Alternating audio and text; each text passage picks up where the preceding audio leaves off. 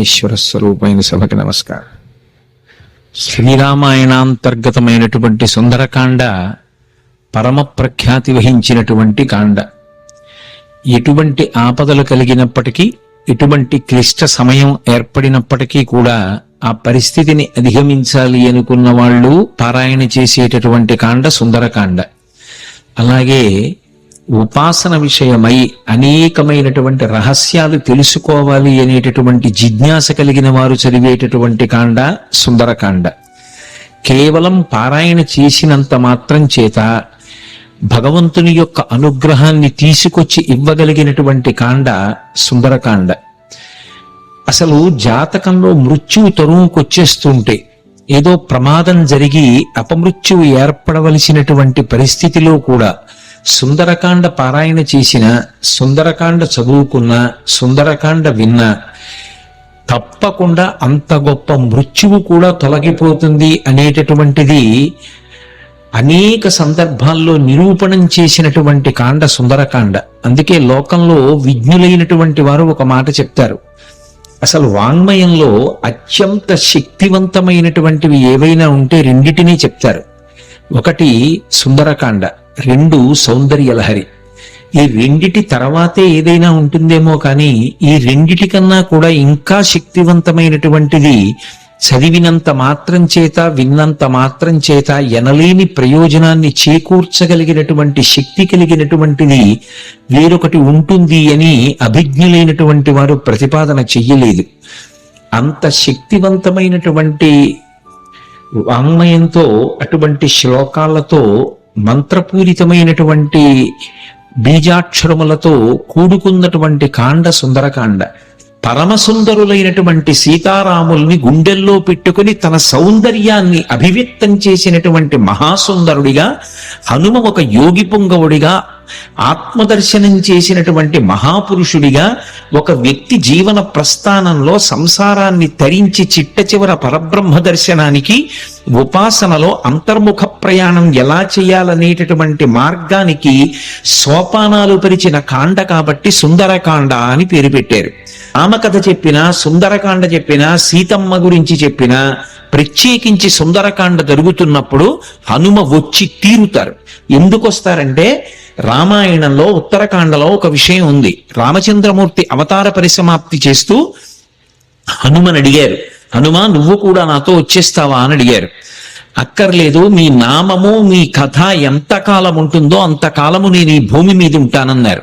అంత శక్తివంతమైనటువంటి సుందరకాండ యొక్క ప్రారంభం ఎక్కడ అంటే, నిజానికి మొదటి శ్లోకం తతో రావణనీతాయా అయినా దానికన్నా నేపథ్యం కిష్కింధకాండ చివరిలో పడింది. ఎందుచేత అంటే, కిష్కింధకాండ చివరికి వచ్చేటప్పటికి అందరూ శోక సముద్రంలో ఉన్నారు. ఎదురుగుండా సముద్రం, అందరి గుండెల్లో శోక సముద్రం. ఎందుచేత, ఎప్పుడో తప్పిపోయింది సీతమ్మ, జాడ తెలియదు. రాముడు ఏడుస్తున్నాడు, అన్న ఏడుస్తున్నాడు, లక్ష్మణుడు ఏడుస్తున్నాడు, భరతుడు అన్న కోసం ఏడుస్తున్నాడు, కౌసల్య, సుమిత్ర, కైకేయి బిడ్డల కోసం, రాముడి కోసం, కోడల కోసం, నందిగ్రామం వెళ్ళిపోయిన భరతుడి కోసం ఏడుస్తున్నారు. అసలు కోసల దేశ వాసులు ఎప్పుడు రాముడు వస్తాడని ఏడుస్తున్నారు. అవతల వానరులు, సీతమ్మ జాడ తెలియలేదు. మాట ఇచ్చినటువంటి సుగ్రీవుడు సీతమ్మ జాడ కనిపెడతానన్నవాడు ఎలా కనిపెడతాడు? మాట దక్కించుకోగలడా? వానరులు ఏడుస్తున్నారు. సుగ్రీవుడు నా మాట నిలబడుతుందా? సీతమ్మ యొక్క జాడ కనిపెట్టి తేగలిగిన వాడు ఉన్నాడా? హనుమ కార్యం సాధించగలరన్న నమ్మకం ఉంది, కానీ అది జరిగే వరకు ఉద్విగ్నతతో ఉన్నాడు. అందరి హృదయాలు కూడా అత్యంత ఉద్విగ్నతతో కూడుకున్నటువంటి సందర్భంలో ఉన్నాయి. దక్షిణ దిక్కుకు వెళ్ళినటువంటి అంగదుడి నాయకత్వంలో వెళ్ళినటువంటి వానర సమూహంలో హనుమ సభ్యులు. కానీ ఆ వెళ్ళినటువంటి బృందం ఒక పెద్ద బిలంలో చిక్కుపడిపోయింది. ఆ చిక్కుపడిపోయినటువంటి కారణం చేత సుగ్రీవుడిచ్చినటువంటి కాలం దాటిపోయింది. సుగ్రీవుడిచ్చినటువంటి కాలం దాటిపోయింది కాబట్టి వెనక్కి వెడితే సుగ్రీవుడు చంపేస్తాడు. సుగ్రీవాజ్ఞ, ఖచ్చితంగా తిరిగి రాకపోతే శిరచ్ఛేదం చేస్తానన్నాడు. వెనక్కి వెడితే సుగ్రీవుడు చంపేస్తాడు. అందుకని వాళ్ళకి బ్రతకాలనుంది, కానీ బ్రతకడానికి మార్గం లేదు. ఇది సుందరకాండ ప్రారంభం. కష్టమన్న మాటకి చిట్ట చివరి స్థితి ఏది అంటే, బ్రతకాలని ఉన్నా ఇక బ్రతకడానికి మార్గం లేదు. అంత పెద్ద కష్టంలో ఉన్నారు. వెనక్కి వెడితే సుగ్రీవుడు చంపుతాడు, ముందుకు వెళ్ళడానికి మార్గం తెలియదు, సీతమ్మ ఎక్కడుందో జాడ తెలియదు. అందుకని ప్రాయోపవేశం చేశారు. మేమందరం చచ్చిపోతామని పడుకున్నారు. మేమేమి ముట్టుకోం, మా అంతటా మా శరీరాలు పడిపోతాయి, లేదా క్రూర మృగాలో పక్షులో ఏవో వచ్చి మమ్మల్ని చంపేస్తాయి, తినేస్తాయి అని పడుకున్నారు. నిజంగా వాళ్ళు చచ్చిపోదామని అనుకోవట్లేదు, బ్రతకాలనుంది, కానీ చచ్చిపోవడం వినా మార్గం లేదు. అది అక్కడున్న స్థితి. అంత శోక సముద్రంలో ఉన్నారు. అటువంటి స్థితిలో అకస్మాత్తుగా ఒక పక్షి అరిచింది. వాళ్ళు తెలిసో తెలియకో రామకథ చెప్పుకున్నారు పడుకుని. ఇదెక్కడి ప్రారంభం వచ్చింది రామనకి? ఎక్కడో కోసల దేశానికి అయోధ్య రాజధాని. అయోధ్యని పరిపాలించిన వాడు దశరథుడా. దశరథుడికి 3 భార్యలా. 60,000 సంవత్సరముల వయస్సు వచ్చే వరకు బిడ్డలు లేరా? బిడ్డలు పుట్టకపోవడానికి ఎదురొచ్చినటువంటి పాపాన్ని పోగొట్టుకోవడానికి అశ్వమేధయాగం చేసి మంచి కుమారుల్ని పొందడానికి పుత్రకామేష్టి చేశాడా? చేసిన యజ్ఞ ఫలితంగా రామలక్ష్మణ భరత శత్రుఘ్నులు అనేటటువంటి 4 ఉత్తములైన కుమారుల్ని పొందాడా? పెద్దవాడు సుగుణాభిరాముడా. సీతమ్మ తల్లితో కలిసి తండ్రి మాట నిజం చేయడానికి అరణ్యవాసానికి వెళ్ళాడా? సీతమ్మ తల్లిని రాక్షసుడు అపహరించాడా? ఆ రామచంద్రమూర్తికి మన ప్రభువైన సుగ్రీవుడితో స్నేహం కుదిరిందా? వాలిని సంహరించి సుగ్రీవుడికి పట్టాభిషేకం చేశాడా? నీకెందుకు సీతమ్మ జాడ కనిపెడతానని మన ప్రభువైన సుగ్రీవుడు మాటిచ్చాడా? ఇచ్చిన మాట నిలబెట్టుకోవడానికి అన్ని దిక్కులకి వానరుల్ని పంపి మన ప్రారంభం కొద్దీ దక్షిణ దిక్కుకి మనని పంపాడా? మనం ఈ బిలంలో చిక్కుబడిపోయామా? సమయం దాటిపోయిందా? బ్రతకడానికి మార్గం లేక ప్రాయోపవేశం చేసి చచ్చిపోవడానికి సిద్ధపడుతున్నామా? మన కుటుంబాలు ఏమైపోతాయో, మన జాడ తెలియక ఎలా ఏడుస్తారో అని తెలిసో తెలియకో రామకథ చెప్పుకుంటున్నారు. అకస్మాత్తుగా ఓ పెద్ద పక్షి అరిచింది. ఎవడు రా నా తమ్ముడైన జటాయువు పేరెత్తినవాడు అంది. వాళ్ళు కథాపరంగా జటాయువు పేరు చెప్పారు. వాళ్ళు చచ్చిపోదామని ఉంది, పక్షి వచ్చింది చంపేస్తుందేమో అన్నారు. అప్పుడు వెళ్ళి అడిగారు, ఎవరు నువ్వు అన్నారు. నేను జటాయువు యొక్క సోదరుడు సంపాతిని. నా రెక్కలు కాలిపోయాయి, నాకు రెక్కలు లేవు, నన్ను తీసుకెళ్ళండి సముద్రం దగ్గరికి, నా తమ్ముడు మరణించాడన్న వార్త తెలిసింది కాబట్టి నేను జలతర్పణ చేస్తానంది. జలతర్పణ చేసి మీరు ఎందుకు బాధపడుతున్నారని అడిగింది. సీతమ్మ జాడ తెలియదు అన్నారు. నేను సంపాతిని, నాకు విశేషమైనటువంటి దృష్టి శక్తి, నేను ఇక్కడ కూర్చుని చూస్తున్నాను. అదిగో లంకాపట్టణంలో సీతమ్మ ఉంది, నా మాట నమ్మండి, మీరు బయలుదేరండి, లంకలో అన్వేషించండి, మీకు సీతమ్మ కనపడుతుంది అంది. ఆ మాట సంపాతి చెప్పగానే కాలిపోయిన రెక్కలు మళ్ళీ వచ్చాయి కిష్కింధకాండ చివర్లో. అంటే రామకార్యం మీద వెడుతున్నటువంటి వాళ్ళకి మాట సాయం చేసినంత మాత్రం చేత కాలిపోయిన రెక్కలు మళ్ళీ పుట్టాయి.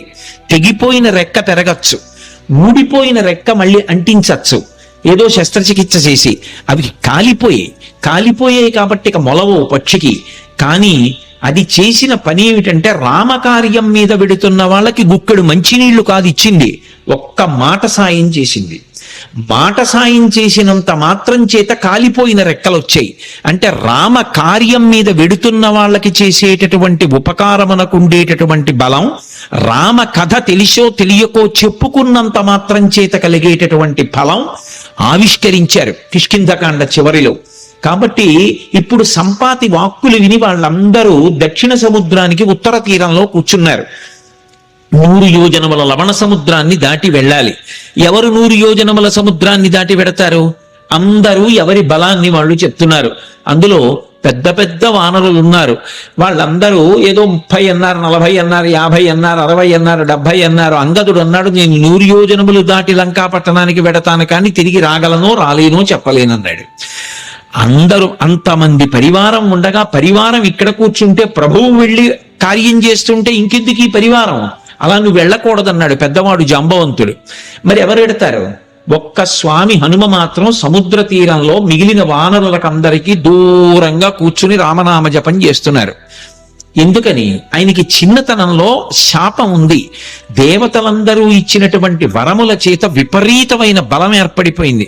ఆ బలం ఏం చెయ్యాలో తెలియక చిన్నతనంలో మహర్షులు మడిబట్టలు ఆరేసుకుంటే వాటిని చింపేసేవారు, యజ్ఞకుండాలు కనపడితే తిరగతోసేసేవారు. ఇప్పుడు ఈ పిల్లవాడికి ఇంత బలం అనవసరం, వీడు పెద్దవాడు అయిన తర్వాత వీడికి అవసరం వచ్చినప్పుడు గుర్తొస్తే చాలని వాళ్ళు శేపురీరం రఘుశ్రేష్ఠ నాతి క్రుద్ధాతి మన్యవహ అంటారు ఉత్తరాఖండలో. వాళ్ళేం కోపంతో కాదు, ఇప్పుడు ఎందుకు ఈ పిల్లాడికి ఇంత బలం, అవసరం వచ్చినప్పుడు గుర్తొస్తుంది. ఈ పిల్లవాడి బలాన్ని వీడికి మళ్ళీ జ్ఞాపకం చేస్తే వీడికి జ్ఞాపకం వచ్చి శాపం పోతుంది అని శాపం ఇచ్చారు. తన బలం తనకి తెలియదు. అందుకే వాలి తరువుకొస్తున్నప్పుడు కూడా కిష్కింధకాండలో సుగ్రీవుడు పారిపోతుంటే హనుమ కూడా వెళ్ళిపోయారు తప్ప వాలికి ఎదురు తిరగలేదు. తన బలం తనకి తెలియదు. ఇప్పుడు జాంబవంతుడు హనుమ దగ్గరికి వెళ్ళారు. వెళ్ళి, నాయనా హనుమ, వానర జాతి యొక్క పరువు ప్రతిష్టలన్నీ నీ చేతుల మీద ఉన్నాయి.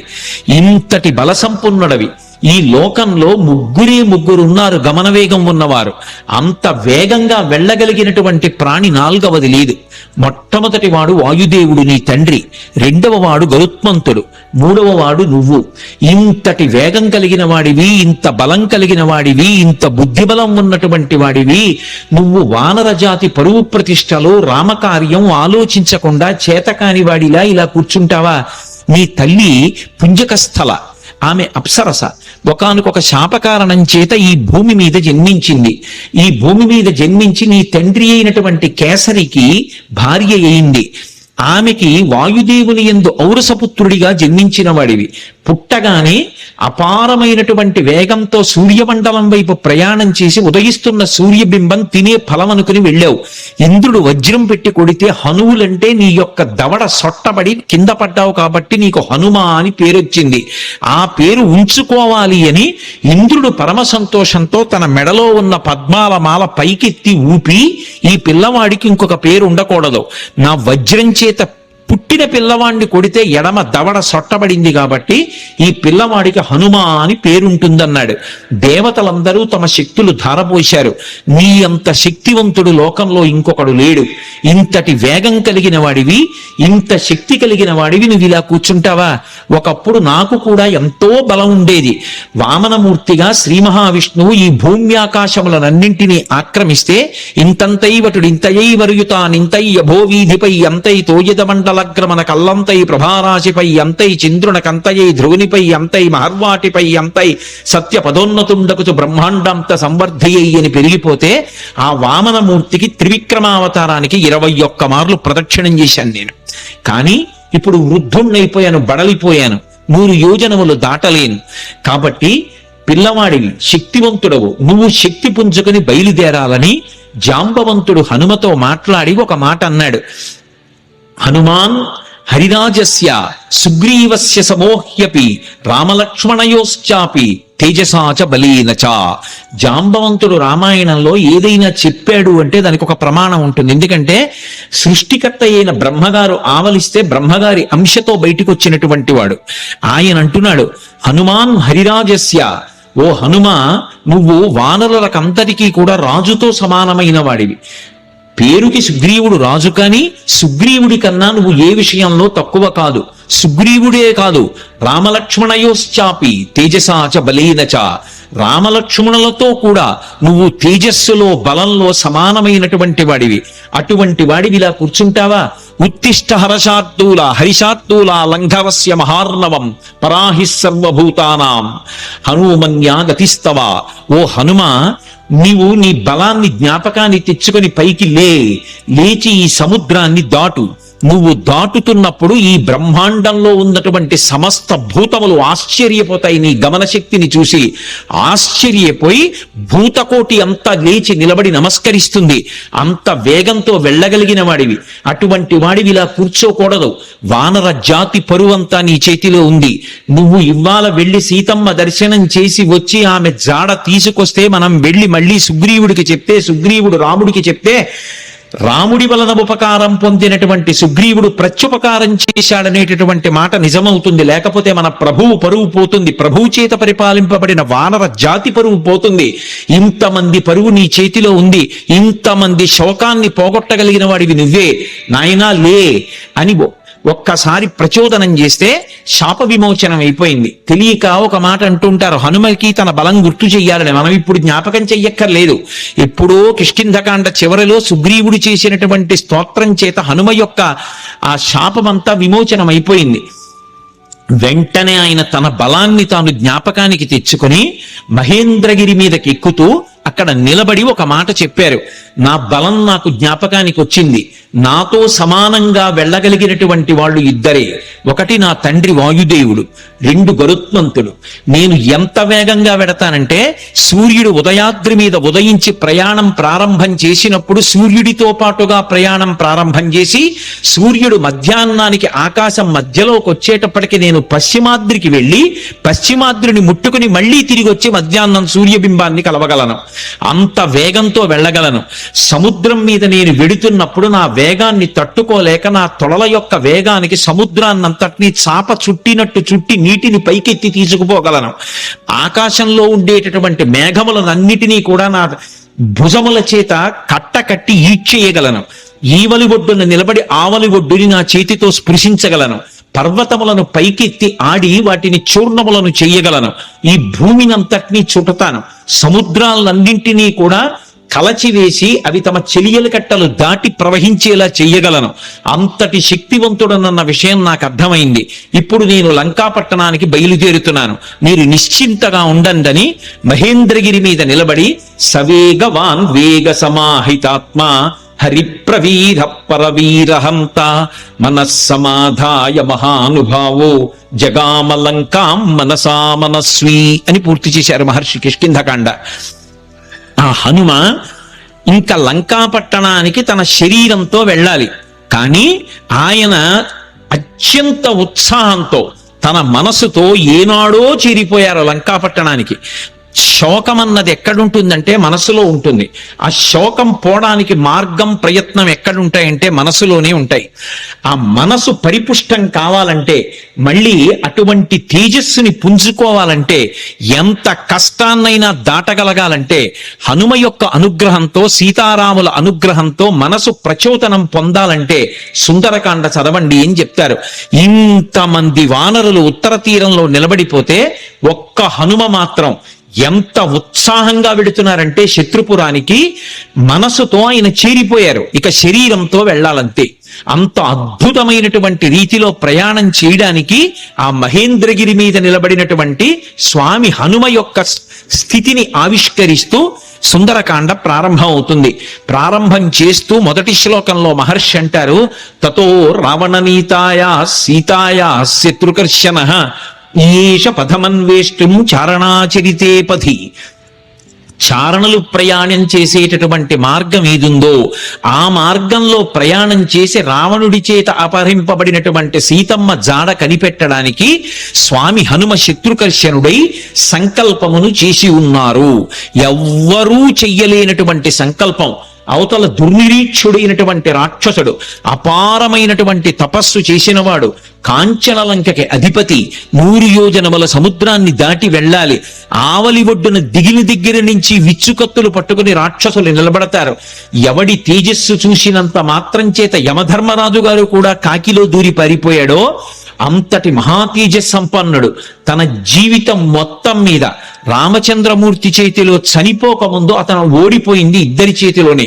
ఒకటి వాలి చేతిలో ఓడిపోయాడు, 2 కార్తవీర్యార్జునుడి చేతిలో ఓడిపోయాడు. దిక్పాలకుడిని కూడా ఓడించాడు, దేవతల్ని ఓడించాడు, ఇంద్రుణ్ణి ఓడించాడు. అంతటి శక్తివంతుడు, దుర్నిరీక్షుడు, అసలు చూడ్డం కూడా సాధ్యం కాదు. అంతటి తేజస్సుతో వెలిగిపోతుంటాడు. కొన్ని కోట్ల మంది రాక్షసులు నిరంతరం పరివేష్టించి ఉండి లంకాపట్టణాన్ని కాపలా కాస్తూ ఉంటారు. అటువంటి లంకాపట్టణంలో అతను ప్రాణ సమానంగా భావించి దాచినటువంటి సీతమ్మ యొక్క జాడ కనిపెట్టాలనేటటువంటి సంకల్పం చేసుకుని బయలుదేరుతున్నారంటే అటువంటి సంకల్పం చెయ్యగలిగినటువంటి వాడు వేరొకడెక్కడుంటాడు. అందుకని ఈశ ఎంత గొప్ప సంకల్పం చేశారు. అందుకని ఈశ పథమన్వేష్టం చారణాచరితే పథి. చారణాచరితే పథి అంటే చారణులు అంటే దేవగాయకులు. రామాయణంలోనే అనేక చోట్ల వాళ్ళ ప్రస్తావన వస్తుంది. శంకర భగవత్పాదులు చేసినటువంటి నవరత్నమాలికా స్తోత్రం లో కూడా చారణుల గురించినటువంటి ప్రస్తావన ఉంటుంది. చారణులు ఎప్పుడు శుభవార్తలు చెప్తూ ఉంటారు. సుందరకాండ ప్రారంభమే శుభవార్తలు దేవతలకి చెప్పేటటువంటి చారణుల యొక్క ఒక్కసారి వాళ్ళ స్మరణతో ప్రారంభమవుతుంది. అంటే సుందరకాండ ఎవరు చదువుతున్నారో ఎవరు వింటున్నారో వాళ్ళు శుభవార్త వింటారు అన్నది అన్యాపదేశంగా వాల్మీకి మహర్షి జాతికి ఇస్తున్నటువంటి అభయం. ఆ చారణులు దేవగాయకులు, వాళ్ళు భూమికి దగ్గరగా తిరుగుతూ ఉంటారు. వారు భూమి మీద దిగరు, ఆకాశ మార్గంలో వెడుతూ ఉంటారు. అంటే స్వామి హనుమ సముద్రం మీద కాకుండా, సముద్రానికి తగలకుండా ఆకాశ మార్గంలో వెళ్ళడానికి నిర్ణయించుకున్నారు అన్నది భావన. ఎందుచేత అంతటి శక్తివంతుడు, అంతటి గమన వేగం కలిగిన వాడు, గరుత్మంతుడితో సమానమైన వాడు కాబట్టి ఆయన వెళ్ళగలరు ఆకాశంలో. కాబట్టి తతో రావణనీతాయా సీతాయా శత్రుకర్షణ ఈయేష పథమన్వేష్టం చారణా చరితే పథి. అదే శ్లోకం సంసారం అనేటటువంటి సముద్రాన్ని తరించడానికి ఎటువంటి ఉపాయములను అనుష్ఠిస్తారో అటువంటి ఉపాయములు హనుమ ద్వారా ఆవిష్కరింపబడిన కాండ కాబట్టి అదే శ్లోకాన్ని వేరొక రకంగా అన్వయం అయినప్పుడు హనుమ వలన మాత్రమే మళ్ళీ అందులో ఇంకొక విషయం ఆవిష్కరింపబడుతుంది. ఆయన చారణా చరితే పది, చారణులు వెళ్ళినటువంటి మార్గంలో వెడుతున్నారు. చరణము అన్న మాట దేనికి అన్వయం అవుతుందంటే ప్రధానంగా వేదంలో ఉండేటటువంటి మంత్రభాగాలు ఉంటాయి. వేదంలో ఉండేటటువంటి మంత్రభాగాలకి సంబంధించినటువంటి విభాగాల్ని చరణములు అని పిలుస్తారు. చారణ చలితేపథి అంటే వేదము చేత చెప్పబడినటువంటి సంప్రదాయబద్ధమైనటువంటి మార్గంలో ప్రయాణం చేసి బ్రహ్మ విద్యాస్వరూపిణి అయినటువంటి సీతమ్మ జాడ తెలుసుకోవడానికి ఒక గొప్ప ఉపాసకుడు ఉపాసన ప్రారంభం చేశాడు. అంతర్ముఖత్వాన్ని, లంక అనబడేటటువంటి ఈ శరీరం లోపలికి వెళ్ళి ఇక్కడే ఉన్నటువంటి సీతమ్మ యొక్క దర్శనానికి వెడుతున్నాడు. అలా వెడుతున్నవాడు మహాసాధకుడు, మహాపురుషుడు. ఆయన తప్ప మిగిలిన వాళ్ళు ఈ కంటితో ఎదురుగుండా ఉన్న వాటిని చూసి ఆనందపడుతుంటే, భోగం అనుభవిస్తుంటే, ఆయన ఈ కన్నులు మూసి వేదము చేత చెప్పబడినటువంటి మంత్రములను ప్రమాణంగా తీసుకుని చారణా చరితేపథి, ఆ వేదము చెప్పిన సంప్రదాయ పద్ధతిలో అంతర్ముఖత్వంతో లోపల ఉన్నటువంటి బ్రహ్మ విద్యాస్వరూపిణి అయినటువంటి జగన్మాత దర్శనానికి బయలుదేరుతున్నారు. ఇది చెప్పడం ఆ శ్లోకానికి ఉన్నటువంటి ఆంతరమైనటువంటి అర్థం. అందులో రావణ అన్న చోట మధ్యలో ఉన్నటువంటి వా గాయత్రీ మహామంత్రంలో ఉన్నటువంటి బీజాక్షరం. అక్కడికి వచ్చేటప్పటికి బీజాక్షరం ప్రతిపాదింపబడింది. గాయత్రీ మంత్రం ఒక్కదానికి ఒక ప్రత్యేకత. 24 అక్షరాలు బీజాక్షరాలే. 24 అక్షరాలకి ఋషులున్నారు, 24 అక్షరాలకి అధిష్టాన దైవాలు ఉన్నారు. ప్రత్యేకించి ఈ వా అన్న అక్షరాన్ని రోజు గాయత్రీ మహామంత్రంలో అంతర్భాగంగా ఎవరు జపం చేస్తారో వాళ్ళకి అజ్ఞానము తొలగిపోయి జ్ఞానము కలుగుతుంది. అంత గొప్పగా అజ్ఞానమును తొలగించగలిగినటువంటి ఒక యోగి స్వరూపయ్యి అటువంటి మార్గాన్ని మనకి ప్రచోదనం చేస్తూ ఉపాసనా రహస్యములను ఆవిష్కృతమయ్యేటటువంటి రీతిలో స్వామి హనుమ లంకాపట్టణానికి బయలుదేరుతున్నారన్నది ఆ శ్లోకంలో సంకేతం. అందుకని తతో రావణనీతాయా సీతాయా శత్రుకర్షణ ఈయేష పథమన్వేష్టం చారణా చరితే పథి. శత్రుకర్షణ అంటే శత్రువులను అణచినవాడు. ఏవి శత్రువులు? కామక్రోధ లోభ మద మోహమాత్సర్యములే శత్రువులు. కానీ లోకంలో అందరికీ ఎవడి కామం వాడికి సంతోషంలా అనిపిస్తే అవి శత్రువులని భావించి వాటిని పక్కకి పెట్టి భగవద్ దర్శనం కోసమని శ్రమిస్తున్న వాడెవరున్నాడో వాడు ఉపాసకుడు.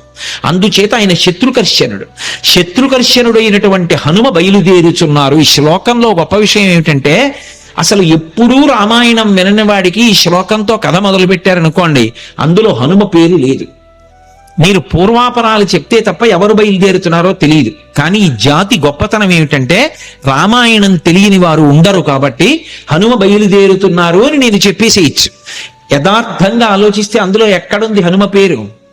ఆ ప్రారంభ శ్లోకంలో తతో రావణనీతాయా సీతాయా శత్రుకర్షణ ఈయేష పథమన్వేష్టం చారణా చరితే పథి. ఆయన బయలుదేరుతున్నారు. ఎవరాయన? హనుమ. అంటే కిష్కింధకాండతో అన్వయం చేయి. సుందరకాండని సుందరకాండగా మొదలు పెట్టేయవద్దు. సుందరకాండ గొప్పతనం తెలియాలంటే, రామకథా బలం తెలియాలంటే, హనుమ యొక్క వైభవం తెలియాలంటే, అందరూ సంతోషాన్ని పొందడం మొదలైందని తెలియాలంటే, ఆయన ప్రయాణించేటటువంటి ఆయన శక్తి నీకు తెలియాలంటే కిష్కింధకాండతో అన్వయం చేసి సుందరకాండ మొదలుపెట్టు సుమా. అన్యాపదేశంగా మహర్షి యొక్క సంకేతం. అందుకని ఇప్పుడు స్వామి బయలుదేరడానికి సిద్ధంగా ఉన్నారు. ఆ నిలబడినటువంటి స్వామి యొక్క మూర్తిని వర్ణిస్తూ అంటారు, ఆయన దుష్కరం నిష్ప్రతిద్వంద్వం చికీర్షం కర్మవానర సముదగ్ర శిరోగ్రీవో గవాంపతిరివా బభౌ అంటారు. ఆయన తల బాగా రిక్కించి రెండు చేతులు నడుం మీద పెట్టి బలాన్ని పుంజుకుని దూరంగా 100 యోజనముల సముద్రాన్ని చూస్తూ ఆ దక్షిణ దిక్కు వంక చూస్తూ నిలబడితేట ఆయన ఎలా ఉన్నారంటే ఎదురుగుండా ఒక పెద్ద ఆబోతు నిలబడిందా అన్నట్టుగా ఉన్నారట. ఆబోతు నిలబడిందా అన్నట్టుగా ఉన్నారన్న దాంట్లో ఒక సంకేతం. ఆబోతు అంటే నందీశ్వరుడు. నందీశ్వరుడు అంటే లోపల ఆనందం పొందుతూ ఉంటాడు. నంది శివాలయంలో ఎప్పుడు శివలింగాన్ని చూస్తూ ఉంటాడు. ఆయన దగ్గరికి వెళ్ళి మీరు మేళం చెయ్యండి, రోహిణీ కార్తెలో ఎండ రానివ్వండి, రోళ్లు పగిలిపోతుండనివ్వండి, హోరుమని వర్షం పడుతుండనివ్వండి, భక్తి ఎక్కువైపోయాయని తోక కింద దీపం పెట్టండి, అరటిపండు ముక్క తీసుకెళ్లి ఆయన మూతికి రాసేసి గాజు ఈగలు ముక్కులో దూరనివ్వండి, ఆయన తల కూడా ఇలా కనపడు. పృష్ఠభాగాన్ని ప్రపంచానికి ఇస్తాడు, దృష్టిని శివలింగం మీద పెడతాడు. దుష్కరం నిష్ప్రతిద్వందం చికీర్షం కర్మవానర సముదగ్ర శిరోగ్రీవో గవాంపతిరివా బభౌ. అసలు ఆ శ్లోకాన్ని చదవడం కష్టం. అంటే అది సామాన్యమైన విషయం కాదు సుమా, అందరూ చేయగలిగిన విషయం కాదు. కాంచనలంకలో రావణుని చేత బంధీకృత అయినటువంటి సీతమ్మ తల్లి దర్శనం చేస్తానని ధైర్యంగా సంకల్పం చేసి నిలబడగలగడమే అంత తేలికైన విషయం కాదు. అటువంటి సంకల్పం చేసినటువంటి వాడు కేవలం తాను ఆచరించవలసినటువంటి ప్రణాళిక మీద దృష్టి పెట్టి తాను 100 యోజనముల సముద్రాన్ని దాటి వెళ్ళవలసినటువంటి విషయం మీద ఆలోచిస్తున్నారు తప్ప పిరికితనం గాని, వెళ్ళగలనా అని కాని, వెళ్ళలేనా అని కాని, అసలు రెండవ ఆలోచనకి తావులేని రీతిలో శివాలయంలో నంది ఎలా ఉంటాడో అలా ఆబోతులా కొండ మీద నిలబడి ఉన్నారు. అలా ఆయన్ని చూస్తే నీటి మడుగు మధ్యలో నిలబడిన ఏనుగా అన్నట్టుగా ఉన్నారట.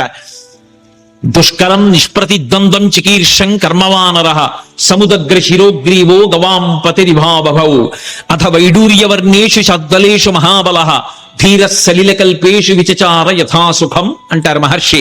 అథ వైఢూర్యవర్ణేషు శద్వలేషు మహాబలః. ఆకుపచ్చని రంగులో ఉన్నటువంటి మెత్తటి పచ్చిక బయళ్ళున్నాయి అక్కడ. ఆ పచ్చిక బయళ్ల మీద స్వేచ్ఛగా ధీర పరమధైర్యంతో కూడుకున్నటువంటి వారై యథేచ్ఛగా దాని మీద కాసేపు అటు ఇటు నడిచారట. ఆయన నడుస్తున్నప్పుడు ఆయన గుండెలకి ఉరిపిడి పడి అనేకమైనటువంటి చెట్లు కూలిపోయాయి. ఆయన యొక్క పదఘట్టనల చేత వచ్చినటువంటి శబ్దాలకి భయపడి క్రూర మృగాలన్నీ కూడా భయంతో పెద్ద రవం చేస్తున్నాయి. ఆయన మాత్రం ధీరుడై పచ్చిగడ్డిలో అటు ఇటు తిరిగారు.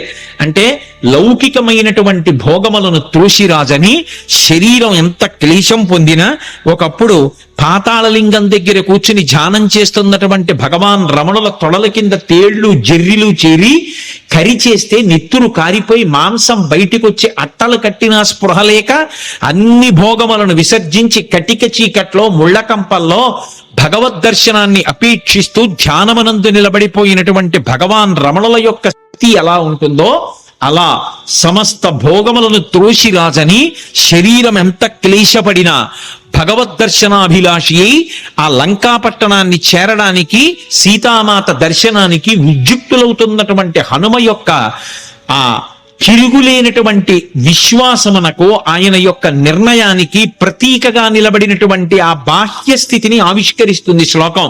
అందుకని అథ వైడూర్యవర్ణేషు శాద్వలేషు మహాబలః ధీర సలిలకల్పేషు విచచార యథాసుఖం. ఆయన బయలుదేరడానికి సిద్ధపడి ఒక్కసారి దక్షిణ దిక్కు వంక చూశారు. హనుమ సంప్రదాయాన్ని నేర్పుతున్నారు, లేదా రామాయణము వేదోప బ్రహ్మణము మనం ఎలా బ్రతుకాలో నేర్పుతుంది. సూర్యాయ సూర్య భగవానుడికి నమస్కారం. వెడుతున్న కార్యం లంకాపట్టణానికి వెళ్ళి సీతమ్మను అన్వేషించాలి. శరీరంలో అవయవాలకు బలం ఉండాలి, అవతల శత్రువుల్ని మర్దించాలి, రావణుడితో మాట్లాడాలి, సీతమ్మ దర్శనం చెయ్యాలి. దీనికి ఇంద్రియములన్నిటికీ కూడా పటుత్వం ఉండాలి. సమస్త ఇంద్రియములకు పటుత్వమునివ్వగలిగినటువంటి మహేంద్రుడికి నమస్కారం. సూర్యాయ మహేంద్రాయ పవనాయ, ఈ శరీరాన్ని ఇచ్చినటువంటి నా తండ్రి వాయుదేవుడికి నమస్కారం. స్వయంభువే, స్వయంభువే అంటే బ్రహ్మగారిని ఒక అర్థం, లేదా రామచంద్రమూర్తికే నమస్కారం చేశారని ఒక అర్థం. స్వయంభువే భూతేభ్యశ్చాంజలిం కృత్వా, సమస్త భూతకోటికి నమస్కరిస్తున్నాను. నేను వెడుతున్న ఈ కార్యం ఇంత గొప్ప కార్యం, దీనికి సమస్త భూతములు నాకు ఉపకరించుగాక. ఎంత వినయంతో బయలుదేరుతున్నారో చూడండి. ఎంత పెద్ద కార్యాన్నైనా ఎవడు సాధిస్తాడంటే ఎవడు వినయంతో నిలబడగలడో వాడు సాధిస్తాడు తప్ప ఇంత పెద్ద కార్యం మీద వెడుతున్న వాడిని నేననుకున్నవాడు ఎవడున్నాడో వాడు సాధించలేడు. ఇన్ని కోట్ల మంది వానరులు చెయ్యలేని పని చెయ్యడానికి ఆయన ఒక్కడెడుతున్నాడు. కానీ మీరు చెయ్యలేని దానికి నేను ఎడుతున్నానంట లేదు. ఇంత పెద్ద కార్యానికి నేను వెడుతున్నాను కాబట్టి మీరందరూ నాకు ఉపకారం చెయ్యాలి. మీరు లేని నేను చెయ్యలేను. భూతేభ్యశ్చంజలిం కృత్వా చకార గమనేమతిం. కానీ వెడుతున్నది దక్షిణ దిక్కుకు వెడుతున్నారు. ఏదైనా శుభకార్యం ప్రారంభం చేస్తూ దక్షిణ దిక్కుకి తిరిగి నమస్కారం చెయ్యకూడదు. ఒక్క సంధ్యావందనంలో మాత్రం దిగ్దేవతా నమస్కారం అని చేస్తాం. చేసినప్పుడు 4 దిక్కులకి పైకి కిందకి కూడా నమస్కారం చేస్తాం. ఉత్తప్పుడు ఎప్పుడూ కూడా దక్షిణ దిక్కుకి తిరిగి నమస్కారం చేయకూడదు. అలా చేస్తే అది పితృలోకాధిపతి అయినటువంటి యమధర్మరాజు గారికి అందుతుంది. అందుకని దక్షిణ దిక్కుకి నమస్కారం చెయ్యరు. కాబట్టి దక్షిణానికి చెయ్యకూడదు. కాబట్టి సంప్రదాయంలో తేజస్సు పెరగాలి అంటే తూర్పు దిక్కుకి తిరిగి నమస్కారం చెయ్యాలి. అంజలిం ప్రాముఖ కుర్వన్ పవనాయాత్మయోనయే తతో హి వహృదే గంతుం దక్షిణో దక్షిణాం దిశం. దక్షిణ దిక్కుకు వెళ్ళడానికి తన శరీర బలాన్నంతటినీ కూడా పుంజుకుని శరీరాన్ని పెద్దదిగా పెంచే ముందు ఒక్కసారి తూర్పుకి తిరిగారు. దక్షిణానికి ప్రయాణం. కానీ తూర్పుకి తిరిగి అంజలి ఘటించారు సూర్యనారాయణమూర్తికి. అంజలి ఘటించి తన తండ్రి అయినటువంటి వాయుదేవుడికి ఇంకొక్క మారు నమస్కారం చేశారు. శరీరాన్నిచ్చినటువంటి తండ్రి అంటే శంకరాయచ మయస్కరాయచ అంటుంది. పరమశివుడు ఇంట్లో తిరిగితే కరచనాదులతో అదే తండ్రి. అటువంటి తండ్రి రూపంలోనే పరమేశ్వరుడు తిరుగుతూ ఉంటాడు అని. అటువంటి తండ్రికి వేరొక్క పర్యాయం నమస్కారం చేశారు. అంజలిం ప్రముఖ కుర్వన్ పవనాయత్మయోనయే తతోహి వవృతే గంతుం దక్షిణో దక్షిణాం దిశం. ఇప్పుడు ఇక బయలుదేరాలి. పెద్ద శరీరాన్ని పర్వతంలా పెంచారు. పెంచి ఇక బయలుదేరడానికి సిద్ధపడుతూ సచచాలాచలశ్చాపి ముహూర్తం కపిపీడితః తరూణాం పుష్పితాగ్రాణాం సర్వం పుష్పమశాతయత్ గిరిణా పిడ్యమానేనా పిడ్యమానాని సర్వశః గుహావిష్టాని భూతాని వినేదుర్వికృతైశ్వరైః తాస్తథా సవిషైర్దష్టా కుపితైస్తైర్మహాశిలాః జజ్వల పావకో దీప్తా బిబిదుశ్చ సహస్రధా యాని ఔషధజాలాని తస్మిన్ జాతాని పర్వతే విషఘ్నాన్యపి నాగానాం నశేకుష్యమితుం విషం అన్నారు మహర్షి. ఎంత అద్భుతంగా వర్ణించారు. పర్వతాకారుడై నిలబడి ఆ మహేంద్ర పర్వతాన్ని తన 2 పాదముల చేత గట్టిగా పీడించారు. ఆ తొక్కి పట్టేటప్పటికి గుహలన్నీ కూడా మూసుకుపోయాయి. ఆ మూసుకుపోయే ముందు ఆ పర్వతం కదిలింది. కదిలి చెట్లకున్నటువంటి పువ్వులన్నీ రాలిపోయాయి. ఆ రాలిపోయినటువంటి పువ్వులన్నీ ఆయన ఒంటి మీద మహేంద్రగిరి మీద పడ్డాయి. ఇది మహేంద్రగిరి పుష్పాల కొండ అనిపించింది. ఆయన ఒళ్ళంతా పువ్వులు. ఇంకొంచెం నొక్కారు. గుహావిష్టాని భూతాని వినేదుర్వికృతైశ్వరైః. అందులో పెద్ద పులులు, సింహాలు, రకరకాలైన క్రూర జంతువులు ఉన్నాయి. ఆ గుహల్లో పడుకున్నాయి. ఎప్పుడైతే గుహ నొక్కుకుపోతోందో అవి బయటికి పారిపోదామని లేచి బయటికి వస్తున్నాయి. నడుం దాకా బయటికి వచ్చేటప్పటికి గుహ నొక్కుకుపోయింది. సగం శరీరం లోపలుండిపోయింది, సగం శరీరం బయట ఉండిపోయింది.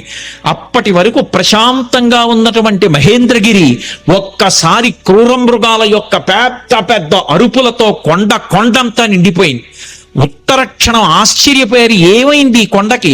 ఈ కొండ బద్దలైపోతోందా? ఎవరైనా రాక్షసులు వచ్చి దీన్ని భేదిస్తున్నారా అని. అంత పెద్ద అరుపులతో నిండిపోయింది. ఇంకా గట్టిగా నొక్కారు. నొక్కేటప్పటికి శాస్తదాస విషైర్దష్టాః కుపితైస్తైర్మహాశిలాః. అందులో పెద్ద పెద్ద నాగుపాములు కలుగుల్లో పడుకునున్నాయి. విషాలతో కూడుకున్నటువంటి సర్పములు, అనేకమైన సర్పములు ఉన్నాయి. ఇందాక గుహలు నొక్కుకున్నాయి. ఇప్పుడు చిన్న చిన్న కన్నాలు, కలుగులు కూడా నొక్కుకుపోతున్నాయి పర్వతం తొక్కేస్తుంటే. ఆ కలుగుల్లో ఉన్నటువంటి పావులన్నీ బయటికి బుస్ అని పైకొచ్చాయి. సగం పైకొచ్చేటప్పటికే ఆ కలుగు నొక్కుకుపోయింది. నడుం దగ్గర నుంచి లోపలకు ఉండిపోయింది, మిగిలింది పైకుండిపోయింది. వాటికి విశేషమైన ఆగ్రహం వచ్చి పడగలు విప్పాయి. ఆ పడగలు విప్పేటప్పటికి నల్లటి స్వస్తికాకారాలు కనపడుతున్నాయి. ఒక్కసారి మహేంద్రగిరి అంతా పావులన్నీ పడగలు విప్పితే స్వస్తికాకారంతో పావుల పడగలు కనపడుతుంటే విచిత్రమైనటువంటి శోభని పొందింది. ఆ పడిపోతున్నప్పుడు బంగారు శిలలు, వెండి శిలలు కిందకి పడిపోతుంటే అవి ఉరుసుకున్నప్పుడు కొండంతా ఎక్కడ చూసినా బంగారు గీతలు, వెండి గీతలు, పచ్చగా తెల్లగా గీతలు పడిపోయింది. ఈ బయటికి వచ్చేసినటువంటి పావులు ఇవన్నీ ఎంతసేపట్లో, నేను వర్ణించినంతసేపు పట్టదు, ఒక్క క్షణకాలంలో బయటికి వచ్చినటువంటి పాములు తమ పడగలు విప్పి ఆ బాధ తట్టుకోలేక పక్కన ఉన్నటువంటి శిలల్ని కాటువేశాయి. వాటి విషం వచ్చి శిలలకి తగిలేటప్పటికీ ఆ శిలల్లోంచి అగ్నిహోత్రం పుట్టి ఒక్క క్షణంలో మహేంద్రగిరి అంతా కూడా అగ్నిహోత్రంలో తగలబడిపోతోంది. అక్కడ అనేకమైనటువంటి ఓషధులు ఉన్నాయి. యాని ఔషధజాలాని తస్మిన్ జాతాని పర్వతే విషఘ్నాన్యపి నాగానాం నశేకుష్యమితుం విషం. ఆ ఓషధులు పాముల యొక్క విషాన్ని పోగొట్టగలవు, కానీ అంత గొప్ప కాట్లు వేస్తే పుట్టినటువంటి విషంలోని అగ్నిహోత్రాన్ని అక్కడ ఉన్నటువంటి పాములు ఏవి కూడా, అక్కడ ఉన్నటువంటి ఓషధులు ఏవి కూడా ఆర్పలేకపోయాయి. పొగ్గున మంటలు మండిపోతున్నాయి. ఒక పక్క గుహల్లో సగం శరీరాలు ఉండిపోయాయి. ఈ పావులు, క్రూర జంతువులు ఈ వేడి ఎక్కడ లేని అరుపులు అరుస్తున్నాయి. అలా అరుస్తున్నటువంటి సమయంలో అక్కడ విద్యాధరులు, గంధర్వులు మొదలైనటువంటి వాళ్ళు బంగారు పాత్రలు తెచ్చుకుని అందులో మద్యం పోసుకుని మంచి మంచి మాంసాలు తెచ్చుకుని తింటూ ఎద్దుల యొక్క తోళ్లు భూమి మీద పరుచుకుని తమ కాంతలతో కలిసి కూర్చొని మాంసం తింటూ మద్యం సేవిస్తున్నారు. అకస్మాత్తుగా కొండ కదిలిపోయింది. దర్శయంతో మహావిద్యాం విద్యాధర మహర్షయ సహితాస్తస్తురాకాశే వీక్షాంచ కృష్య పర్వతం. దర్శయంతో మహావిద్యాం అంటారు మహర్షి. విద్యాధరులు, గంధర్వులు తమ యొక్క మహావిద్యని ప్రదర్శించారు. ఏమిటా మహావిద్య అంటే, కొండంతా కదిలిపోయి పావులన్నీ పైకి లేచి క్రూర మృగాలు అరిచి చెట్లన్నీ అకస్మాత్తుగా పువ్వులు కురిసేసి పెద్ద పెద్ద అరుపులు అరిచి అగ్నిహోత్రం పుట్టేసింది. బంగారు పాత్రలు వదిలేశారు, మద్యం వదిలేశారు, ఆహారం వదిలేశారు, ఎద్దుల తోళ్లు వదిలేశారు. భార్యల్ని మాత్రం చంకలో పట్టుకుని అకస్మాత్తుగా ఆకాశంలోకి ఎగిరిపోయి ఆధారం లేకుండా వాళ్ళు ఆకాశంలో నిలబడ్డారు. నిలబడి కాలిపోతున్నటువంటి మహేంద్రగిరిని చూశారు. చూసి ఆశ్చర్యపోయి వీక్షాంచ కృష్య పర్వతం, ఏమి ఈ కొండ బద్దలైపోతుందా, ఏమి ఎవరూ కనపట్టలేదు, ఏమైంది ఈ కొండకు, అసలు ఏం జరిగి అకస్మాత్తుగా మహేంద్రగిరి ఇలా అయిపోతోందని తెల్లబోయారు. వాళ్ళలా తెల్లబోతుండగా మహర్షులు, దేవగాయకులైనటువంటి చారణులు మొదలైనటువంటి దేవతలు సంఘాలుగా నిలబడి చెప్పుకుంటున్నారు. ఏష పర్వత సంకాచో హనుమాన్ మారుతత్మజ తితీర్షతి మహావేగ సముద్రం మకరాలయం. మొసళ్లతో కూడుకున్నటువంటి, రాక్షసులతో కూడుకున్నటువంటి 100 యోజనముల లవణ సముద్రాన్ని తాను దాటి వెళ్లి వానరజాతి పరువు ప్రతిష్ఠలు నిలబెట్టి సీతమ్మ జాడ తెలుసుకుని రామచంద్రమూర్తికి నివేదించడానికి పర్వత శరీరుడైనటువంటి స్వామి హనుమ పరాక్రమాన్ని పుంజుకుని దీన్ని లంఘించడానికి సిద్ధపడుతున్నారు. ఆశ్చర్యం, ఎవరి కోసం ఇంత కష్టపడుతున్నారు? రామార్థం వానరార్థం చకీర్షం కర్మదుష్కరం సముద్రస్య పరంపారం దుష్ప్రాపం ప్రాప్తుమిచ్చతి. రాముడి కోసం, వానరుల కోసం స్వార్థత్యాగం చేసి తాను ఇంత క్లేశపడుతూ ఈ సముద్రాన్ని దాటడానికి అదిగదిగదిగో స్వామి హనుమ బయలుదేరుతున్నారని ఆ విద్యాధరులందరూ లేచి నిలబడి ఆయనకి నమస్కరించి స్తోత్రం చేస్తున్నారు. ఇక బయలుదేరడానికి సిద్ధపడ్డారు. ఒక్కసారి తన బలాన్నంతటినీ పుంజుకున్నారు. ఒంటి మీద ఉన్నటువంటి వెంట్రుకలన్నీ నిక్కపొడుచుకున్నాయి. చెవులు రిక్కించారు. కళ్ళు 2 దృష్టి నిలబెట్టి 100 యోజనముల సముద్రం వైపు చూశారు. సచిచాలాచలశ్చాపి ముహూర్తం కపిపీడిత అని దురివేచ చరోమాణి చకంపే చాచలోపమః బాహూసం స్తంభయామాస మహాపరిగ సన్నిభౌ సపాదచ కపికట్యాం చరణౌ సంచుకూచ. ఆయన వెంటనే ఆ ఒంటి మీద వెంట్రుకలు నిక్కపొడుచుకుని ఉన్నాయి. ఆ తోక ఒక్కసారి ఇలా పైకెత్తారు. గరుత్మంతుడు సముద్రం మీద వెడుతూ పావుని తన్నుకుపోతున్నప్పుడు ఎలా ఉంటుందో అలా ఉన్నటువంటి తోకని ఝుళిపించి నేలకేసి కొట్టారు. కొట్టి ఆ 2 చేతులు పైకెత్తి ఇలా పరిగలు బిగించినట్టు బిగించారు. మహాపరిగ సన్నిభౌ సపాదచ కపికట్యాం చరణౌ సంచుకూచ. కాళ్ళు వంచారు, మోకాళ్ళు కొద్దిగా కిందకి ఉంచారు, నడుం సన్నం చేశారు, హృదయాన్ని బాగా విశాలం చేశారు. మార్గమాలోకయన్ దూరాదుర్ధం ప్రణిహితేక్షణ రురోధ హృదయే ప్రాణాన్ ఆకాశం అవలోకయన్. ప్రాణవాయువుని లోపల బంధించారు, దృష్టి బాగా నిలబెట్టారు, చెవులు రిక్కించారు. ఇక ఎగరడానికి సిద్ధపడుతున్నారు. పాదములతో తొక్కి పెట్టి ఉంచారు. మోకాళ్ళు వంగి ఉన్నాయి, నడుం సన్నగా ఉంది, తొడలలోకి శక్తినంతటినీ పుంజుకున్నారు. ఇక ఎగరబోతూ కిందకి చూశారు. చిన్న చిన్న రూపాలతో కొన్ని లక్షల వానరములు స్వామికి నమస్కారం చేస్తూ శుభం కలగాలని, వానర జాతి పరువు నిలబడాలని స్తోత్రం చేస్తున్నాయి. వాళ్ళ వంక చూసి ప్రతిజ్ఞ చేశారు. తతో రావణనీ నేను బయలుదేరే ముందు యథా రాఘవ నిర్ముక్త శరశ్వసన విక్రమ గచ్చేతద్గమిష్యామి లంకాం రావణపాలితాం నహి ద్రక్ష్యామి ఇది లంకాయాం జనకాత్మజాం అనేన విహివేగేన గమిష్యామి సురాలయం బద్ధ్వా రక్షత రాజేన మానయిష్యామి రావణం సర్వదా కృతకార్యోహామీశ్వామి సహసీతయా అన్నారు. నేను ఇప్పుడు బయలుదేరి వెళ్ళేటప్పుడు నా శక్తితో వెళ్ళటం లేదు. రామచంద్రమూర్తి తన ఎడమ చేత్తో బంగారు కోదండాన్ని పట్టుకుని అక్షయ బాణతూణీరంలోంచి బాణాన్ని తీసి కుడి చేతితో వింటినారికి సంధించి ఆకర్ణాంతంలాగి విడిచిపెట్టబడినటువంటి రామబాణం మధ్యలో ఆగకుండా వెళ్లి లక్ష్యం మీద ఎలా పడిపోతుందో అలా రామచంద్రమూర్తి యొక్క అనుగ్రహాన్ని పొందినటువంటి నేను లంకాపట్టణం మీద వెళ్లి పడతాను. ఆ పడిన తరువాత సీతమ్మ జాడ కనిపెట్టడానికి అన్వేషిస్తాను. ఒకవేళ నాకు సీతమ్మ జాడ దొరకకపోతే 10 తలలు కలిగినటువంటి రావణాసురుణ్ణి బంధించి తీసుకొచ్చి ప్రస్రవణ పర్వత చక్రముల మీద కూర్చున్న రామచంద్రమూర్తి పాదముల దగ్గర పడేసి వాడి చేత నిజం కక్కిస్తాను. ఒకవేళ రావణుడు కూడా కనపడకపోతే అక్కడి నుంచి స్వర్గలోకానికి వెళ్లి స్వర్గలోకంలో కూడా సీతమ్మను అన్వేషిస్తాను. స్వర్గంలో కూడా సీతమ్మ కనపడకపోతే తిరిగి వచ్చి రావణ యొక్క లంకా పట్టణాన్ని పెళ్లగించి చేత్తో పట్టుకుని తీసుకొచ్చి సుగ్రీవుడి యొక్క సన్నిధానంలో నిలబెడతాను. అటువంటి బలాన్ని పుంజుకుని నేను బయలుదేరుతున్నాను, మీరు బెంగ పెట్టుకోకండి, రామకార్యాన్ని సాధిస్తాను. ఈషా ధృతి ఆ పట్టుదలతో ప్రతిజ్ఞ చేసి ఇక బయలుదేరడానికి సిద్ధపడ్డారు. ఒక్కసారి ఎగిరేటప్పటికి ఊరు వేగోద్ధతా వృక్షా ముహూర్తం కపిమన్వయం ప్రస్థితా దీర్ఘమధ్వానం సబంధు వివబాంధవాహ. ఆయన ఒక్కసారి సముద్రం మీదకి ఏటవాలుగా తెల్లవారుజాము కాలంలో ఎగిరితే కొన్ని వందల సంవత్సరముల నుంచి ఆ పర్వతం మీద పెరుగుతున్నటువంటి మహావృక్షములు కూడా కూకటి వేళ్లతో సహా పెకలింపబడి ఆయన తొడల వేగానికి ఆయనతో పాటుగా వెళ్ళి కొంత దూరం వెళ్ళిన తరువాత ఇక ఆ వేగంతో వెళ్ళలేక సముద్రంలో పడిపోయాయి. చిన్న చిన్న చెట్లు చాలా దూరం వెళ్ళాయి. ఆ వెళ్ళడం ఎలా ఉందంటే ముఖ్యమైనటువంటి బంధువులు దూర ప్రదేశానికి ప్రయాణం చేస్తుంటే అనుభవించి కొంత దూరం వెళ్ళి వీడ్కోలు పలికి వెనక్కి వస్తున్నటువంటి బంధువుల సమూహమా అన్నట్లుందిట. మహారాజుని అనుగమించి మహారాజు వెంట పెడుతున్నటువంటి సైన్యమా అన్నట్టుగా ఉందిట. ఒక దాంట్లో నిర్బంధం, ఒక దాంట్లో ఐచ్ఛికం. బంధువులు వెళ్ళేటప్పుడు స్వచ్ఛందంగా వెడతారు, సైన్యం వెళ్ళేటప్పుడు రాజుని అనుగమించాలి, రాజాజ్ఞ. ఎలా వెడతారో అలా వెడుతున్నారు. అలా వెళ్ళి ఆ చెట్లన్నీ కూడా బరువైనటువంటి చెట్లు ముందు పడిపోయాయి, తేలికైన చెట్లు చాలా దూరం హనుమతో పాటు వెళ్ళాయి. ఇన్ని చెట్లు ఏకకాలంలో పైకి లేచిపోయి ఆయనతో పాటు వెళ్ళిపోతుంటే ఈ చెట్లకున్నటువంటి పువ్వులన్నీ కూడా పడిపోతే స్వామి శరీరం నిండా ఎక్కడ చూసినా పువ్వులు, ఆకులు, మొగ్గలు అలంకృతమైపోయాయి. అలంకృతమైపోతే ఆయన ఎలా ఉన్నారంటే మెరుపులతో కూడుకున్నటువంటి మేఘం ఆకాశంలో ప్రయాణం చేస్తే ఎలా ఉంటుందో అలా ఉన్నారు. ఆ పువ్వులన్నీ కూడా సముద్రంలో పడ్డాయి. ఆ సముద్రంలో పడినప్పుడు ఆ సముద్రం అంతా పువ్వులతో కూడి నక్షత్రములతో కూడుకున్న ఆకాశం భూమి మీదకి వస్తే ఎలా ఉంటుందో సముద్రం అలా ఉంది. అంత వేగంతో ఆయన వెళ్ళిపోతున్నప్పుడు ఆ గాలి ఆయన యొక్క బాహుమూలములలోంచి అంటే సంకలలోంచి వెనక్కి వెడుతున్నప్పుడు విచిత్రమైనటువంటి రవం చేస్తోంది. యథేచ్ఛగా ఆకాశంలో వెళ్ళిపోతూ పిబన్నివ బభౌచాపి సౌర్మిమాలం మహార్ణవం పిపాసు రివచాకాశం దదృశేష మహాకపి.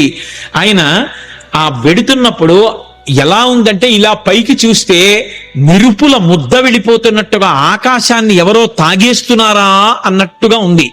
ఆయన వెడుతున్నంతసేపు ఎంత దూరం ఆయన ప్రయాణం చేస్తే అంత దూరం సముద్రం చాప చుట్టినట్టు పైకి లేచి ఆయన శరీరం అలా వెళ్ళిపోగానే ఆయనకి తగులుతోందా అన్నట్టుగా పైకి లేచి విరిగి కెరటం పడిపోతోంది. అలా సముద్రం పైకి లేచిపోయి సంక్షోభాన్ని చెందుతోంది. పెద్ద పెద్ద చెట్లు పడిపోయి కెరటాలన్నీ కదిలిపోతున్నాయి. సముద్రంలో ఉండేటటువంటి ప్రాణులన్నీ క్షోభ చెందాయి. ఒక పక్క మేఘమండలాన్ని చీల్చుకుంటూ మేఘాలలోకి వెడుతూ బయటికి వస్తూ తొంగి చూస్తూ చంద్రుడు ప్రయాణిస్తున్నాడా అన్నట్టుగా వెడుతున్నారు. ఆ వెడుతున్నప్పుడు సంధ్యాయా సమవిస్పృష్టం యథా తత్ సూర్యమండలం ముఖం నాసికయా తస్యా తామ్రయా తామ్రమా బభౌ.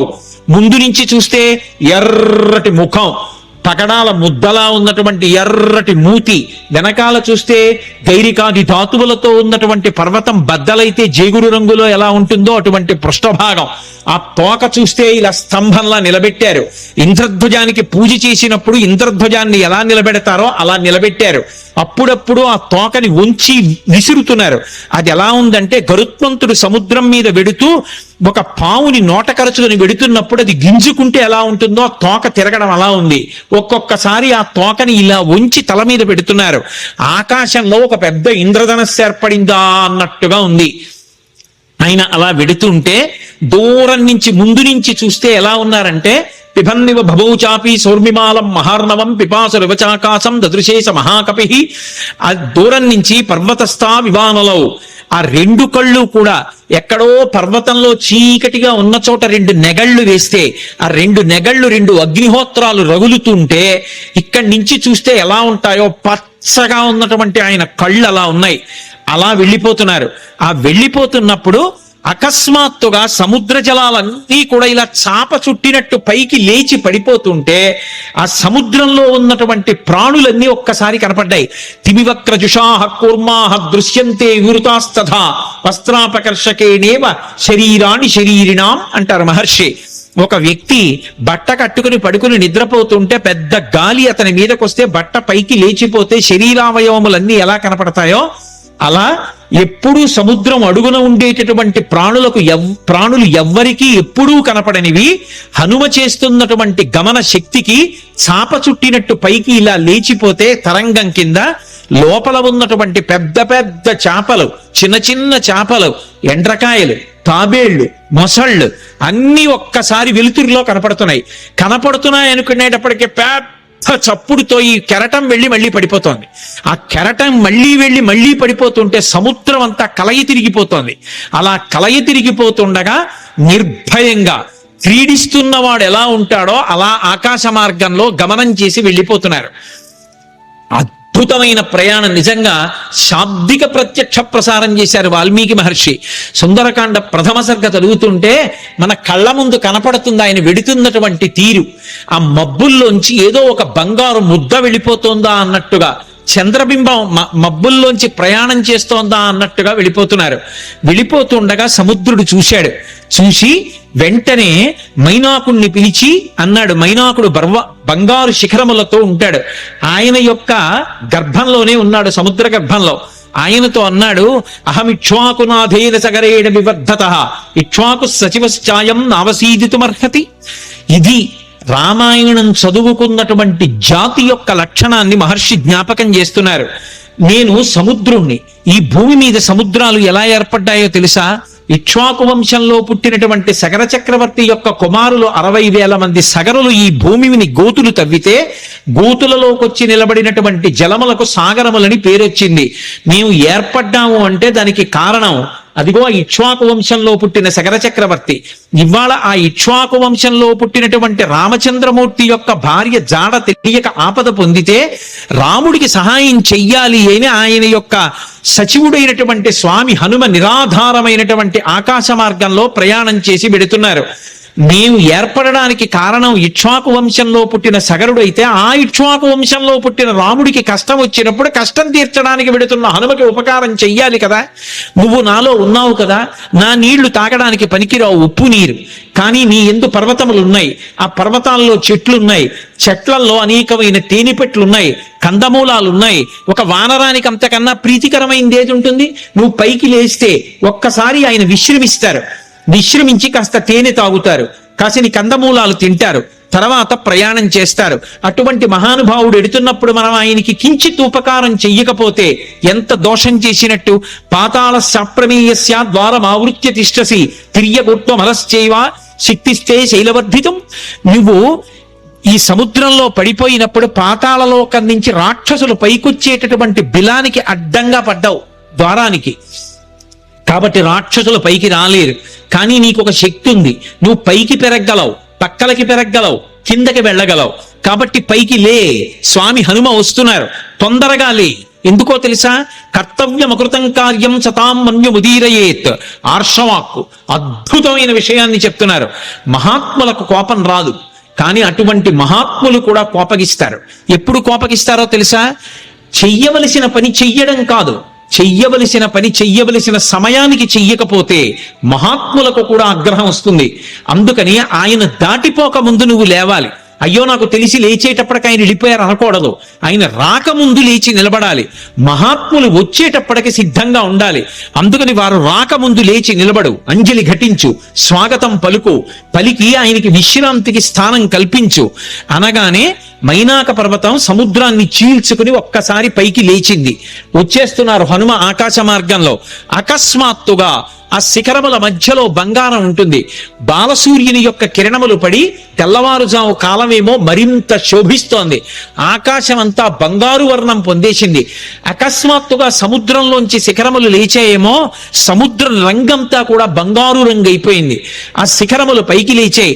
దర్శయామాస శృంగాణి సాగరేణ నియోజిత శాతకుంభమై శృంగై సకిన్నర మహోరగై అంటారు మహర్షి. ఆ పర్వత శిఖరములు పైకి లేస్తే దాని మీద కిన్నరులు ఉన్నారు, దాని మీద భయంకరమైనటువంటి సర్పములు ఉన్నాయి, చెట్లున్నాయి, తేనెపట్లున్నాయి, కందమూలాలున్నాయి, బంగారంతో మెరిసిపోతున్నాయి ఆ శిఖరాలు. స్వామి హనుమ చూశారు, ఇదేమి ఇప్పటి వరకు లేనిది సముద్రంలోంచి అకస్మాత్తుగా బంగారు శిఖరాలు పైకి లేచాయే అని. మధ్యే లవణతోయస్య విఘ్నోయమితి నిశ్చిత. అకస్మాత్తుగా సముద్రంలోంచి బంగారు శిఖరాలు పైకి లేచాయంటే ఇది నేను చేస్తున్నటువంటి పనికి, నేను వెడుతున్న కార్యానికి విఘ్నం, నేను ఆగకూడదు అని వరసాపాతయామాస జీమూత వివమారుత తన వక్షస్థలంతో కొట్టారు శిఖరాల్ని. అవి చూర్ణములై పొడి అయిపోయి పడిపోయాయి. సముద్రంలో పడిపోగానే ఒక్కసారి మైనాకుడు పురుష రూపాన్ని దాల్చి నిలబడ్డాడు. అంతరిక్ష స్థిత శ్రీమాన్ ఇతం వచనమబ్రవీత్. ఆకాశంలో నిలబడి స్వామి హనుమతో మాట్లాడుతున్నాడు. మహానుభావ, కృతీచ ప్రతికర్తవ్యం దేశధర్మ సనాతన సోయం తత్ ప్రతికారార్థి తత్వ సమ్మానమర్హతి అతిథి కిల పూజార్హ ప్రకృతోపి విజానత. ఈ జాతికి ఒక లక్షణం ఉంది, ఉపకారం చేసిన వాడికి ప్రత్యుపకారం చెయ్యాలి.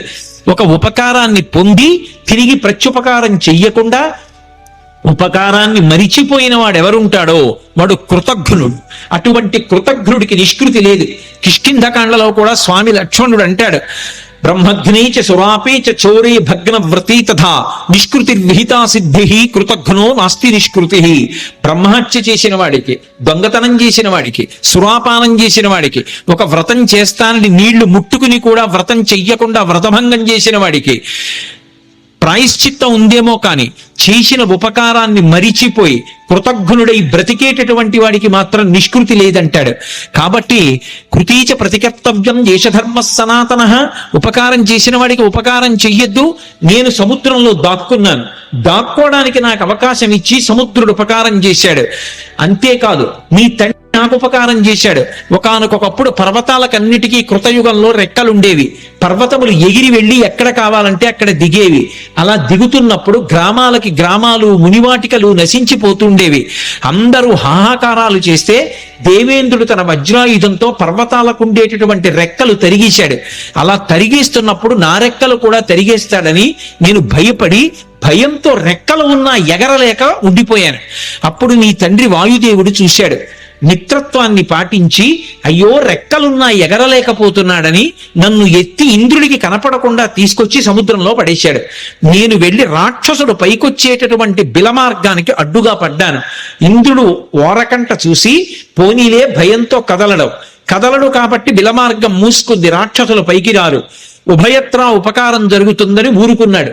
రెక్కలున్నా కదలలేక ఆనాటి నుంచి ఈనాటి వరకు సముద్రంలో పడున్నాను.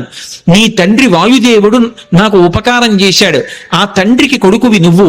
ఆత్మావై పుత్రనామాసి. ఆయనకి ఉపకారం చేస్తే ఎంతో, ఆయన కొడుక్కి ఉపకారం చేస్తే అంతే. అందుకని నువ్వు వెడుతున్నప్పుడు నీకు నేను ఉపకారం చెయ్యొద్దు. అతిథి కిల పూజార్హ ప్రకృతోపి విజానత. అసలు ఒక అతిథి లభించడమే చాలా కష్టం జీవితంలో. అటువంటిది మహాప్రాజ్ఞుడు, నవవ్యాకరణ పండితుడు, స్వార్థం లేనివాడు, రామచంద్రమూర్తి యందు అపారమైన భక్తి కలిగినటువంటి నీ వంటి మహాపురుషుడు అతిథిగా లభించడం అంటే నేను పొందిన అదృష్టం. నిపత్య మమశృంగేషు విశ్రమస్వ యథాసుఖం. ఒక్కసారి నా పర్వత శిఖరముల మీద దిగవయా, కాసేపు విశ్రాంతి తీసుకో, ఇంత తేనె తాగు, కాసిని కందమూలాలు తిను, కించిత్ విశ్రమించు, మళ్ళీ బయలుదేరి వెళ్ళిపో అన్నారు. విన్నారు హనుమ. ఒక్కసారి నవ్వి ప్రీతోస్మి కృతమాతిథ్యం మన్యురేషోపనీయతాం త్వరతే కార్యకాలో మే అహస్యాప్యతివర్తతే ప్రతిజ్ఞాతమయా దత్తానస్తాతం వివిహాంతరే అంటారు. ప్రీతోస్మి కృతమాతిథ్యం, చాలా సంతోషం, మీరు నాకు ఆతిథ్యం ఇచ్చినట్టే, మీరు నాకు అన్ని పెట్టినట్టే, కానీ అన్యురేషోపనీయతాం, మన్యువు పెట్టుకోకండి, అంటే కోపం పెట్టుకోకండి మనసులో. మీరు అన్న మాట నేను పాటించలేదని ఏమనుకోకండి, నేను ప్రతిజ్ఞ చేశాను. రామకార్యం మీద ఎక్కడా ఆగను, రామచంద్రమూర్తి విడిచిపెట్టిన బాణం ఎలా వెడుతుందో అలా వెడతానన్నాను. అలా వెడతానన్నవాడిని అలా వెళ్లకుండా మధ్యలో దిగి విశ్రాంతి తీసుకుని వెడితే రామబాణంలా వెళ్ళినట్టు ఎలా అవుతుంది? ఇది హనుమ యొక్క ప్రజ్ఞ. అంతటి ప్రాజ్ఞుడైన, అంత శక్తివంతుడైన కేవలం నా ప్రయత్నం చేత సాధిస్తాననరు. రామచంద్రమూర్తి యొక్క సహాయం కావాలి. యథా రాఘవ నిర్ముక్త శరస్వసన విక్రమ, రాముడు వదిలిన బాణంలా వెడతాను. రామానుగ్రహం ఉండాలి. ఎవడైనా జీవితంలో వృద్ధిలోకి రావాలనుకున్నవాడు తాను చెయ్యవలసిన పని తాను చేస్తూ, తన ప్రయత్నం తాను చేస్తూ, ప్రయత్నానికి పక్కన భగవంతుని యొక్క అండదండలు కూడా కలగాలని కోరుకోవాలి. భగవంతుని యొక్క ఏ అనుగ్రహం లేకుండా కేవలం తన ప్రయత్నం వల్ల సాధిస్తాననుకోవడం మూర్ఖత్వం. ఎప్పుడూ అలా సాధించలేడు. ఈశ్వరుని యొక్క అనుగ్రహం తోడు కావాలి. అందుకే నేను కాదు, రాముడి విడిచిన బాణంలా వెడతాను, రామానుగ్రహం నా యందు నిలబడాలన్నారు. అందుకే మహానుభావుడు నేను రామబాణంలా వెడతానని ప్రతిజ్ఞ చేసి మధ్యలో ఆగలేను. అవతల వేళ దాటిపోతోంది, తొందరగా వెళ్ళాలి.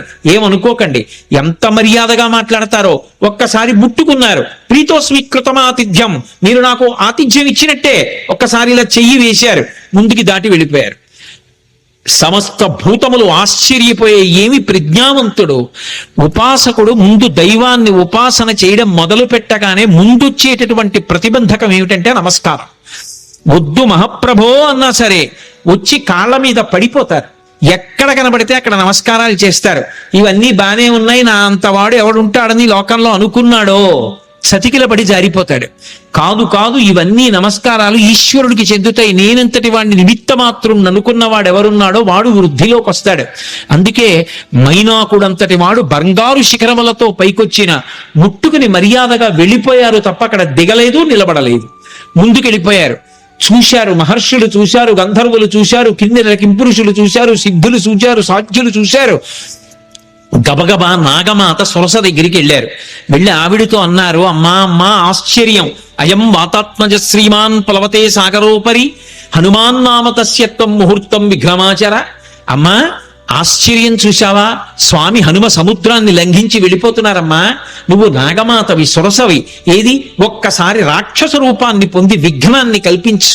ఆయన ఏ పాటి నిలదొక్కుంటారో చూద్దాం. అమ్మా వెళ్ళిపోతున్నారమ్మా, తొందరగా విఘ్నం కల్పించు అన్నారు. అడగచ్చా మాట అంటే ఇందులో ఒక విశేషం ఉంది. అసలు ఆ పేరే ఎంత గొప్ప పేరో, సురస. 3 అక్షరాలు కాబట్టి బేసి సంఖ్య. ఆడపిల్ల పుట్టినప్పుడు పెట్టడానికి యోగ్యమైన పేరు. పైగా అది నాగుల యొక్క తల్లి, అన్నిటిని మించి దక్ష ప్రజాపతి యొక్క కూతురు. అందుకని దాక్షాయణి అన్న పేరు అన్వయం అవుతుంది. ఆవిడ సామాన్యురాలు కాదు, అంత గొప్ప తల్లి. అందుకే సురస అని పేరు పెట్టారు. ఒక రకమైనటువంటి ఓషధికి ఈ పేరుకి అన్వయం అయ్యేటటువంటి పేరుతో పిలవడం అనేటటువంటిది లోకంలో సంప్రదాయంగా ఉంది. నాగసుగంధి అని. సురస 3 అక్షరాలు. అసలు ఆ పేరు పిలవడమే ఎంత అందంగా ఉంటుందో చూడండి. మంచి రసము, సురస.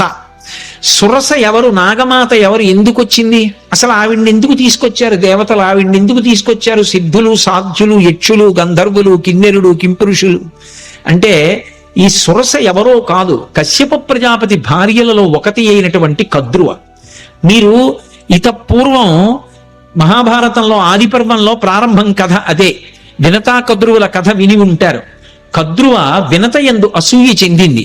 అసూయ చెంది వినతతో దాస్యం చేయించుకోవడమని ఇంద్రుడి యొక్క ఉచ్చైశ్రవం అనేటటువంటి తోకకి పాము చుట్టుకునేటట్టుగా చేసింది. పాములన్నీ ఆమె పిల్లలు, అందుకే ఆమె నాగమాత.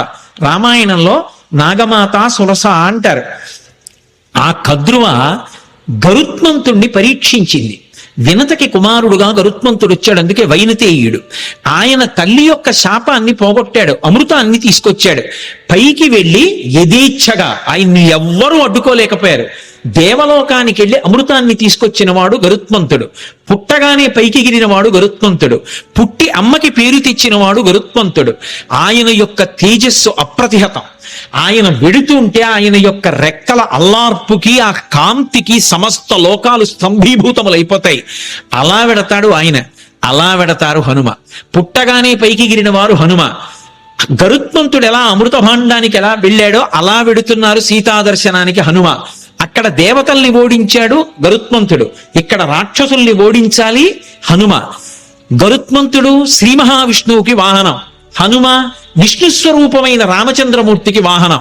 గరుత్మంతుడు ఒక్క విష్ణువుని వహిస్తాడు, కానీ హనుమ కిమేష భగవాన్ నంది భవే సాక్షాత్ దిహాగత ఏన శక్తోస్మి కైలాసే మయా సంచలితే పురా అన్నాడు సుందరకాండలో రావణాసురుడు ఒక చోట. సాక్షాత్ నందీశ్వరుడిలా కనపడతారు, అందుకని నందీశ్వరుడే శివుణ్ణి వహిస్తారు. గరుత్మంత స్వరూపంలా తాను కూడా శ్రీ మహావిష్ణువుని రామచంద్రమూర్తిని వహిస్తారు. అందుకని గరుత్మంతుడు వాహనం, హనుమ వాహనం. అందుకే ఇప్పటికే హనుమద్వాహనం అని లోకంలో వాహనాలు తిరుగుతున్నప్పుడు హనుమద్వాహనం మీద కూడా వెడతారు స్వామి. కాబట్టి వాహన రీత్యా ఇద్దరు అభిన్నులు, తల్లికి కీర్తి తేవడంలో అభిన్నులు, తల్లికి కలిగినటువంటి ఇబ్బందిని తొలగించడంలో అభిన్నులు. ఇక్కడ సీతమ్మ తల్లి తల్లితో సమానం. ఆ తల్లిని ఆ చెర నుంచి విడిపించాలి, అందుకు వెడుతున్నారు. ఆయన అమృతం తెచ్చాడు, ఈయన సీతమ్మ జాడ అన్న అమృతాన్ని తెచ్చి వానరుల్ని రాముణ్ణి సీతమ్మని సంతోష పెడతారు. ఆయన చేసిన కార్యం ఈయన చేసిన కార్యం ఒక్కలాంటివి. గరుత్మంతుడికి ఏ వేగం ఉందో హనుమకి ఆ వేగం ఉంది. అందుకే తరచుగా ఆయన తోకని గరుత్మంతుని నోటితో పావుతో పోలుస్తారు. పైగా ఆయన బయలుదేరేటప్పుడు కూడా అందుకే సుపర్ణ వివచాత్మానం మేనీస కపికుంజరహ అంటారు మహర్షి. తనని తాను గరుత్మంతునిగా భావించుకున్నారు, ఎందుకంటే ఇద్దరు అభిన్నులు కనుక. గరుత్మంతుణ్ణి పరీక్ష పెట్టినటువంటి కద్రువ మాత్రమే హనుమని కూడా పరీక్ష చెయ్యడానికి యోగ్యురాలు. ఆ శక్తి ఆవిడికే ఉంది. అందుకే దేవతలు నాగమాత అయినటువంటి కద్రువ దగ్గరికి వెళ్ళారు. కద్రువకి మారు పేరు సురస. ఆ కద్రువే ఒకానొకప్పుడు అదితి చేత శాపం పొందింది. శాపం పొంది రోహిణీదేవిగా వచ్చింది. ఆ రోహిణీదేవిగా వచ్చినప్పుడు మళ్ళీ బలరాముడికి తెల్లయింది. బలరాముడు ఎవరు? శేషుడు, పాము. అందుకే ఎక్కడున్నా పాములకు తల్లిగానే ఉంటుంది. బలమ మిగుల కలగ బలభద్రుడని లోక రమణుడకుట చేసి రాముడనియో సతికి పుట్టె గర్భ సంకర్షణంబున బల సంకర్షణుండనడి ఘనుడు సుతుడు అంటారు పోతన గారు భాగవతంలో. శేషుడికి తల్లిగా రోహిణీదేవిగా నందవ్రజంలో ఒకనాడు కృష్ణ భగవానుడి యొక్క అన్నగారికి తల్లి అయింది. ఆ రోహిణీదేవియే కద్రువ. ఆ కద్రువయే సురస. సురస అన్న పేరుతో రాక్షసి రూపాన్ని పొందింది. అందుకని మాతృస్థానీయ, అమ్మతో సమానురాలు. ఎందుకని అంటే గరుత్మంతునికి పినతల్లి, గరుత్మంతుడు హనుమ అభిన్నులు కాబట్టి గరుత్మంతునికి పినతల్లి, కాబట్టి పినతల్లి తల్లితో సమానం, కాబట్టి మాతృస్థానీయ. రాక్షసి రూపాన్ని పొందింది. పక్కనున్నటువంటి వినతని బాధపెట్టింది, వైనతేయుల్ని బాధపెట్టింది, తన పిల్లల్ని ముయ్యమంది పావుల్ని గరుత్మంతుణ్ణి. అలా గరుత్మంతుణ్ణి ఎలా శోధించిందో అలా ఇక్కడ హనుమని శోధించాలి. బాధ పెట్టినట్టు కనపడాలి, బాధ పెట్టి హనుమ యొక్క గొప్పతనాన్ని లోకానికి చాటాలి. అక్కడ గరుత్మంతుణ్ణి ఎలా పరీక్షించిందో ఇక్కడ అలా హనుమని పరీక్షించడానికి అధికారము కలిగినటువంటిది కద్రువ ఒక్కతే. అందుకే కద్రువని రాక్షసి రూపంతో రమ్మన్నారు. కద్రువ రాక్షసి రూపాన్ని పొంది వస్తే దాని పేరు సురస. కానీ ఆమె దాక్షాయణి, దక్ష ప్రజాపతి కుమార్తె, కశ్యప ప్రజాపతి యొక్క భార్య. అందుకే వినత కద్రువ ఇద్దరూ కూడా దక్ష ప్రజాపతి కుమార్తెలలో వాళ్లే. అందుకని ఆమె రాక్షసి రూపాన్ని పొంది వచ్చి అడ్డంగా నించుంది. ఇప్పుడు నిలబడితే స్వామి హనుమ వచ్చేస్తున్నారు. ఆయన్ని చూసింది. చూసి ఆవిడంది, నువ్వు ఒక్కసారి నా నోట్లోకి ప్రవేశించు, భక్షయిష్యామి, నేను తినాలనుకుంటున్నాను, ప్రవిష్టోస్మి మమాననం, నా నోట్లోకి నువ్వు రా అంది. తినాలనుకున్న వాళ్ళు తినేస్తారు, అంతేకాని నా నోట్లోకి నువ్వు రా ఏమిటి అంటే పరీక్షిస్తోంది అక్కడ. అంతేకాని సింహిక తినేసినట్లు తినేయాలనుకోవడం ఆవిడ లక్షణం కాదు, శోధించడానికి వచ్చింది. ఇక్కడ వివేకం కావాలి. ఇలా ఎందుకంది ఆ మాట? ప్రవిష్టోస్మి మమాననం అని ఎందుకనాలి? భక్షయిష్యామి, నిన్ను నేను తినేస్తాను, నా నోట్లోకి రా అనరు. తినేయాలనుకున్న వాళ్ళు తినడానికి ఆపేస్తారు, వేగాన్ని ఆపి నోరు తెరిచి పట్టుకుంటారు. ఆవిడ నోరు తెరిచి పట్టుకోవట్లేదు, నోరు తెరిచి రా అంటోంది. ఏమిటి తేడా? ఎందుకని? అది వివేకం అంటే. అది ఉందా హనుమకి? తట్టుకుంటారా రేపు లంకలో? ఇది పరీక్షిస్తున్నారు దేవతలు. వెంటనే ఆయన మహానుభావుడు హనుమ చూశారు, ఇదేదో ప్రతిబంధకం వచ్చిందే, రాక్షసు వచ్చిందే, నోరు తెరిచిందే. ఆయన ఏం బెంగపెట్టుకోలేదు. వెంటనే ప్రహృష్టవదన శ్రీమాన్ ఇదం వచనమబ్రవీత్. ఆయన ముఖంలో సంతోషం అలాగే ఉంది. ఉపాసన చేసేవాడు దైవాన్ని చేరాలనుకునేవాడికి అనేకమైన కష్టాలు వస్తాయి. ఒక్కొక్కసారి సన్మానాలు వస్తాయి, ఒక్కొక్కసారి పెద్దవాళ్లతో పరిచయాలు వస్తాయి, ఒక్కొక్కసారి ఎంతటి వాళ్ళు నమస్కారం చేస్తారు, ఒక్కొక్కసారి ఎవడో రాళ్ళు విసురుతాడు. ఆ రాళ్ళు విసిరాడని బెంగ పెట్టుకోకూడదు, పువ్వులు జల్లారని పొంగిపోకూడదు. రెండిటికీ తట్టుకోవాలి. సురస వచ్చి ఎదురుగుండా నిలబడింది రాక్షసీ రూపంలో. ఆయన బెంగ పెట్టుకోలేదు. బెంగ పెట్టుకోలేదని చెప్పడానికి మహర్షి అద్భుత ప్రయోగం చేస్తారు. ప్రహృష్టవదన శ్రీమాన్ ఇదం వచనమబ్రవీత్. పరమ సంతోషంతో ఆవిడ వంక చూశారు. చూసి రామకథ చెప్తారు. హనుమ సుందరకాండలో 1కి 10 మాటలు రామకథ చెప్తారు, అందుకు వింటారు సుందరకాండ. కానీ చెప్పేటప్పుడు మళ్ళీ మొత్తం కథంతా చెప్పరు, ఎక్కడ ఎలా చెప్పాలో అలాగే చెప్తారంతే. ఒక్కొక్క చోట సంక్షిప్తంగా చెప్తారు. ఈ పరిస్థితుల్లో రామకథ వివరంగా చెప్పడం కుదరదు. అందుకే ఎంత సంక్షిప్తంగా చెప్పారంటే, రామో దాశరథిర్నామ ప్రవిష్టో దండకాననం లక్ష్మణేన సహభ్రాత వైదేహ్యా చాపిభార్యయా అథవా మైథిలీం దృష్ట్వా రామంచా క్లిష్టకారిణం ఆగమిష్యామితే వక్త్రం సత్యం ప్రతిశృణోమితే అన్నారు. అమ్మా, దశరథ మహారాజు గారి కొడుకు రామచంద్రమూర్తి సీతమ్మతో కలిసి తండ్రిని సత్యమునందు నిలబెట్టడానికి అరణ్యవాసానికి వస్తే రాముడి భార్య అయిన సీతమ్మని రావణుడన్న రాక్షసుడు అపహరించాడమ్మా. ఆ సీతమ్మ జాడ కనిపెట్టడానికి వెడుతున్నాను. ఒక్కసారి సీతమ్మ జాడ తెలుసుకుని రామచంద్రమూర్తికి చెప్పి వచ్చి నీ నోట్లోకి వచ్చేస్తాను, నన్ను మన్నించమ్మా, వదిలిపెట్టు అన్నారు. ఆవిడ తినేస్తానంటలేదు, పట్టుకోవట్లేదు. ఆవిడంది కుదరదు, ఇది దేవతల వరం, అంటే నిన్ను పరీక్షించాలి, దేవతలు అడిగారు కాబట్టి నువ్వు నా నోట్లోకి వచ్చి వెళ్ళు అంది. నా నోట్లోకి వచ్చాక ఏమో నాకు ఆహారం అయిపోవచ్చు, నువ్వు పరీక్ష తట్టుకోలేకపోవచ్చు, కాబట్టి నా నోట్లోకి వచ్చి వెళ్ళు అంది. ఆయన అన్నారు, అలాగేనా అమ్మా, తప్పదా, అలాగే పెడతాను అన్నారు. పెద్ద శరీరం పెంచారు. ఆ శరీరం పట్టద్దు, ఆవిడ నోరు తెరిచింది. ఇంకొంచెం పెంచారు, ఇంకొంచెం నోరు తెరిచింది. ఆయన అపారమైన వివేకం ఉన్నవాడు, మహానుభావుడు. హనుమంటే సశింక్షప్యాత్మనక్తాయం బభువాంగుష్ఠమాత్రక. బొటన వేలంత చిన్నవారు అయిపోయారు అకస్మాత్తుగా. సురస పెద్ద నోరు తెరిచి ఇంకా పెంచుతారనుకుంటోంది. ఆయన బొటన వేలంతా అయిపోయి చటుక్కున లోపలికి వెళ్ళి బయటకు వచ్చేసారు. అమ్మా, ప్రవిష్టోస్మిహితే వక్త్రం దాక్షాయని నమోస్తుతే గమిష్యే యత్ర వైదేహీ సత్యం జాసీధరస్తవ అన్నారు. అమ్మా, నీ నోట్లోకి వెళ్ళమన్నావు కదా, ప్రవిష్టోస్మిహితే వక్త్రం దాక్షాయని నమోస్తుతే. కనిపెట్టేశారు మహానుభావుడు, మహావివేకశాలి. అమ్మా, నువ్వు దాక్షాయనివి, దక్ష ప్రజాపతి కుమార్తెవి, కద్రువవి, సొరసగా వచ్చావు, నన్ను పరీక్షిస్తున్నావమ్మా, నీకు నమస్కారం. నన్ను తినడం నీ ఉద్దేశ్యం కాదు, శోధిస్తున్నావంతే. అమ్మా, అనుగ్రహించమ్మా, నన్ను ఆశీర్వదించమ్మా, సత్యం దాసీధరస్తవ, నేను వెళ్ళి ఆ వైదేహి జాడ కనిపెట్టాలమ్మా అన్నారు. పొంగిపోయింది. గరుత్మంతుడిని ఎలా ఆశీర్వదించిందో అలాగే ఆశీర్వదించింది.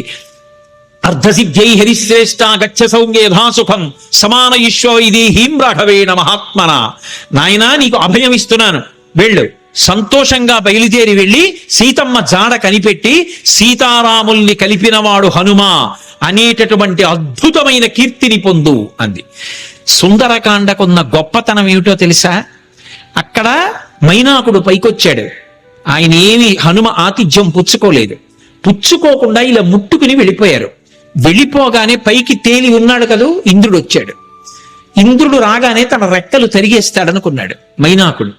ఆయన అన్నాడు, వచ్చి చూసి, హిరణ్యనాభ శైలేంద్ర పరితిష్టోస్మితే భృజం అభయంతే ప్రయచ్ఛామి తిష్ట సౌమ్య యథాసుఖం అన్నాడు.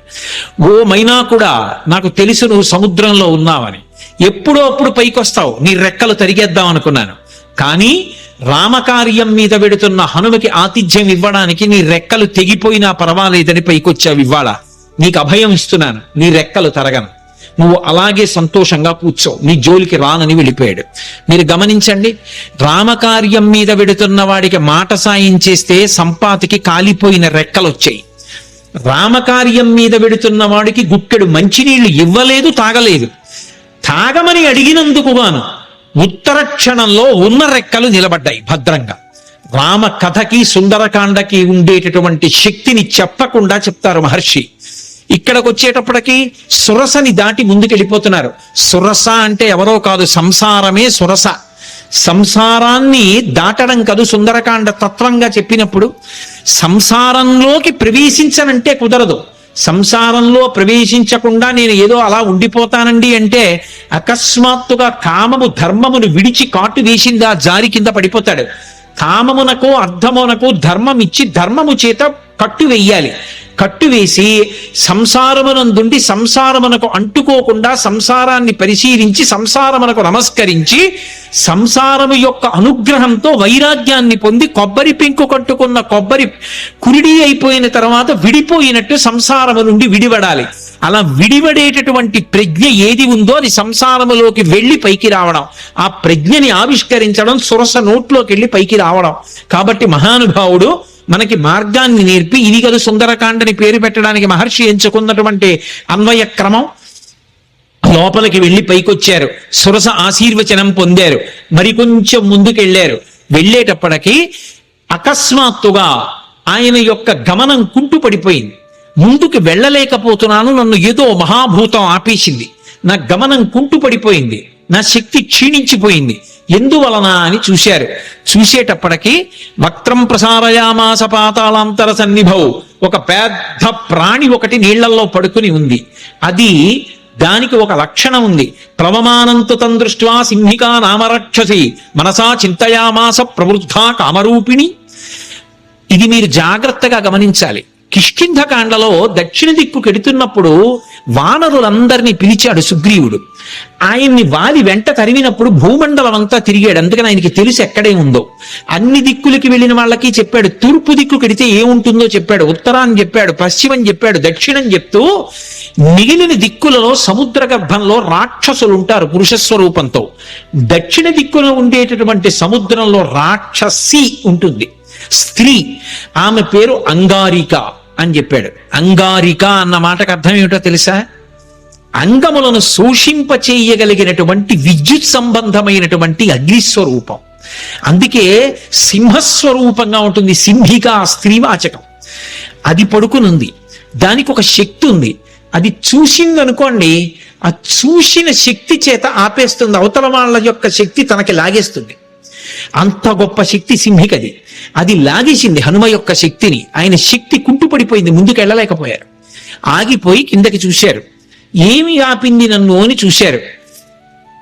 ఒక్కసారి ఊర్ధ్వమూల మధశ్చైవా వీక్షమాణస్తత కపి దదృశీ మహత్సత్వా ఉద్ధితం లవణాంభసి తదృష్ట్వా చింతయామాస మారుతిం వికృతానినం కపిరాజేన కడితం సత్వమద్భుత దర్శనం. ఓసారి కిందకి చూశారు, పైకి చూశారు, పక్కలకి చూశారు, నీటిలోకి చూశారు. పెద్ద నోటితోటి మహాప్రాణి ఒకటి పడుకునుంది. గమనించారు. ఓ, దీని గురించే సుగ్రీవుడు బయలుదేరే ముందు చెప్పాడు. ఒక మహాప్రాణి దక్షిణ సముద్రంలో కనపడుతుందని చెప్పాడు. అది పైన వెడుతున్న వాణ్ణి కూడా దూరం నుంచి చూసి కూడా వాడి శక్తిని లాగుతుందని చెప్పారు. ఇదేనమాట. దీన్ని ఉపేక్షించకూడదు. ఇది చంపే లక్షణం ఉన్నది. సురస సంపద ప్రవేశించి బయటికి వెళ్ళొచ్చు, అనుగ్రహించడానికి వస్తుంది. సంసారం చంపేయడానికి రాదు. సంసారాన్ని సక్రమంగా వినియోగించుకోగలిగిన వాడు ధర్మం చేత అర్థకామములను ముడివేసి చక్కటి వైరాగ్యాన్ని పొంది వానప్రస్థుగా మిగిలిపోయి ఈశ్వరుడికి దగ్గరవుతాడు. సంసారాన్ని ఉపయోగించుకోలేని వాడు సంసారం పెట్టిన పరీక్షకి లొంగలేక ఇది నేననుకుని బరువు పెంచుకుని సంసారమునందు మగ్నుడైపోతాడు. తట్టుకోగలిగిన వాడు సంసారంలోకి వెళ్ళి కామాన్ని అర్థాన్ని ధర్మంతో ముడిచి తరిస్తాడు. అందుకని అది పరీక్షిస్తుంది, అది అనుగ్రహిస్తుంది. అందుకు నమస్కరించారు. సింహిక అనుగ్రహించదు, చంపేస్తుంది. అందుకని దీన్ని విడిచిపెట్టకూడదు అనుకున్నారు. వక్త్రం ప్రసారయామాస పాతాళాంతర సన్నిభం సంక్షిప్య ముహురాత్మానం నిష్పపాత మహాబల. ఒక్కసారి శరీరం పెంచారు, మళ్ళీ సురస పెంచినట్టే సింహిక కూడా పెద్ద నోరు తెరిచింది.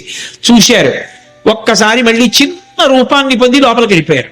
సమస్త భూతములు భయపడ్డాయి, అమ్మోది మింగేస్తుందని.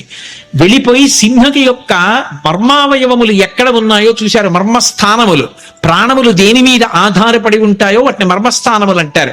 అటువంటి మర్మస్థానములను చూశారు. ఆ గుండె, ఊపిరితిత్తులు అటువంటి వాటిని తుంచేశారు. తుంచేసి చటుక్కన పైకొచ్చారు. ఆ ప్రాణి నీటి మీద తేలిపోయి మరణించింది. చాలా సంతోషం అనుకున్నారు. పైనుంచి దేవతలు, గంధర్వులు, మహర్షులు అందరూ పుష్పవృష్టి కురిపించారు. ఆ సింహికా రూపం చెనకగలదా? అందుకే అది ఆయన చేత సంహరింపబడింది. సంహరించే వాటిని, ప్రమాదములు తెచ్చే వాటిని కూడా నిలబెట్టగలిగిన ప్రజ్ఞ కలిగినటువంటి మహాపురుషులు ఈ దేశంలో ఉన్నారనడానికి రామాయణం ప్రబల సాక్ష్యం. వెంటనే సింహికా సంహారం చేశారు, ముందుకెళ్ళిపోయారు. తతస్సలంబ సగిరే సమృద్ధే విచిత్రకూటే నిపపాతకూటే. లంబ పర్వతము అనబడేటటువంటి పర్వతం, ఆ పర్వతం మీద దిగారు. దాని నిండా సెలయేళ్లు, అనేకమైనటువంటి చెట్లు. ఒక్కసారి దిగి తన ఒంటి వంక చూసుకున్నారు. ఓహో, రామానుగ్రహం ఉండాలి, కానీ ఇటువంటి నూర్లు ఎన్నైనా దాటుతానన్నారు. మీతో నేను మనవి చేశాను, సుందరకాండ మీద ప్రవచనం చేసేటప్పుడు ఏదో ఒక మంగళప్రదమైనటువంటి ఘట్టం దగ్గరికి వస్తే తప్ప ఆపకూడదు. మిగిలినవి నేను సమయం చూసుకుని ఆపగలను, కానీ సుందరకాండ ప్రవచనం అలా చేయడానికి వీల్లేదు. సుందరకాండ ప్రవచనం చేస్తే మంగళప్రదమైన ఘట్టం దగ్గర ఆపాలి. అందుకే స్వామి 100 యోజనముల సముద్రాన్ని దాటి ఆవలి ఒడ్డుకి దక్షిణ తీరాన్ని చేరి లంబ పర్వతం మీద దిగి సంతోషంగా ఉన్నారు. లంకాపట్టణాన్నంతటినీ చూస్తున్నారు. మొదటి రోజు ఆయన చేసినటువంటి కార్యము సఫలీకృతమైంది అన్న శుభవార్త దగ్గర ఇవాల్టి ప్రవచనాన్ని పూర్తి చేస్తున్నాను.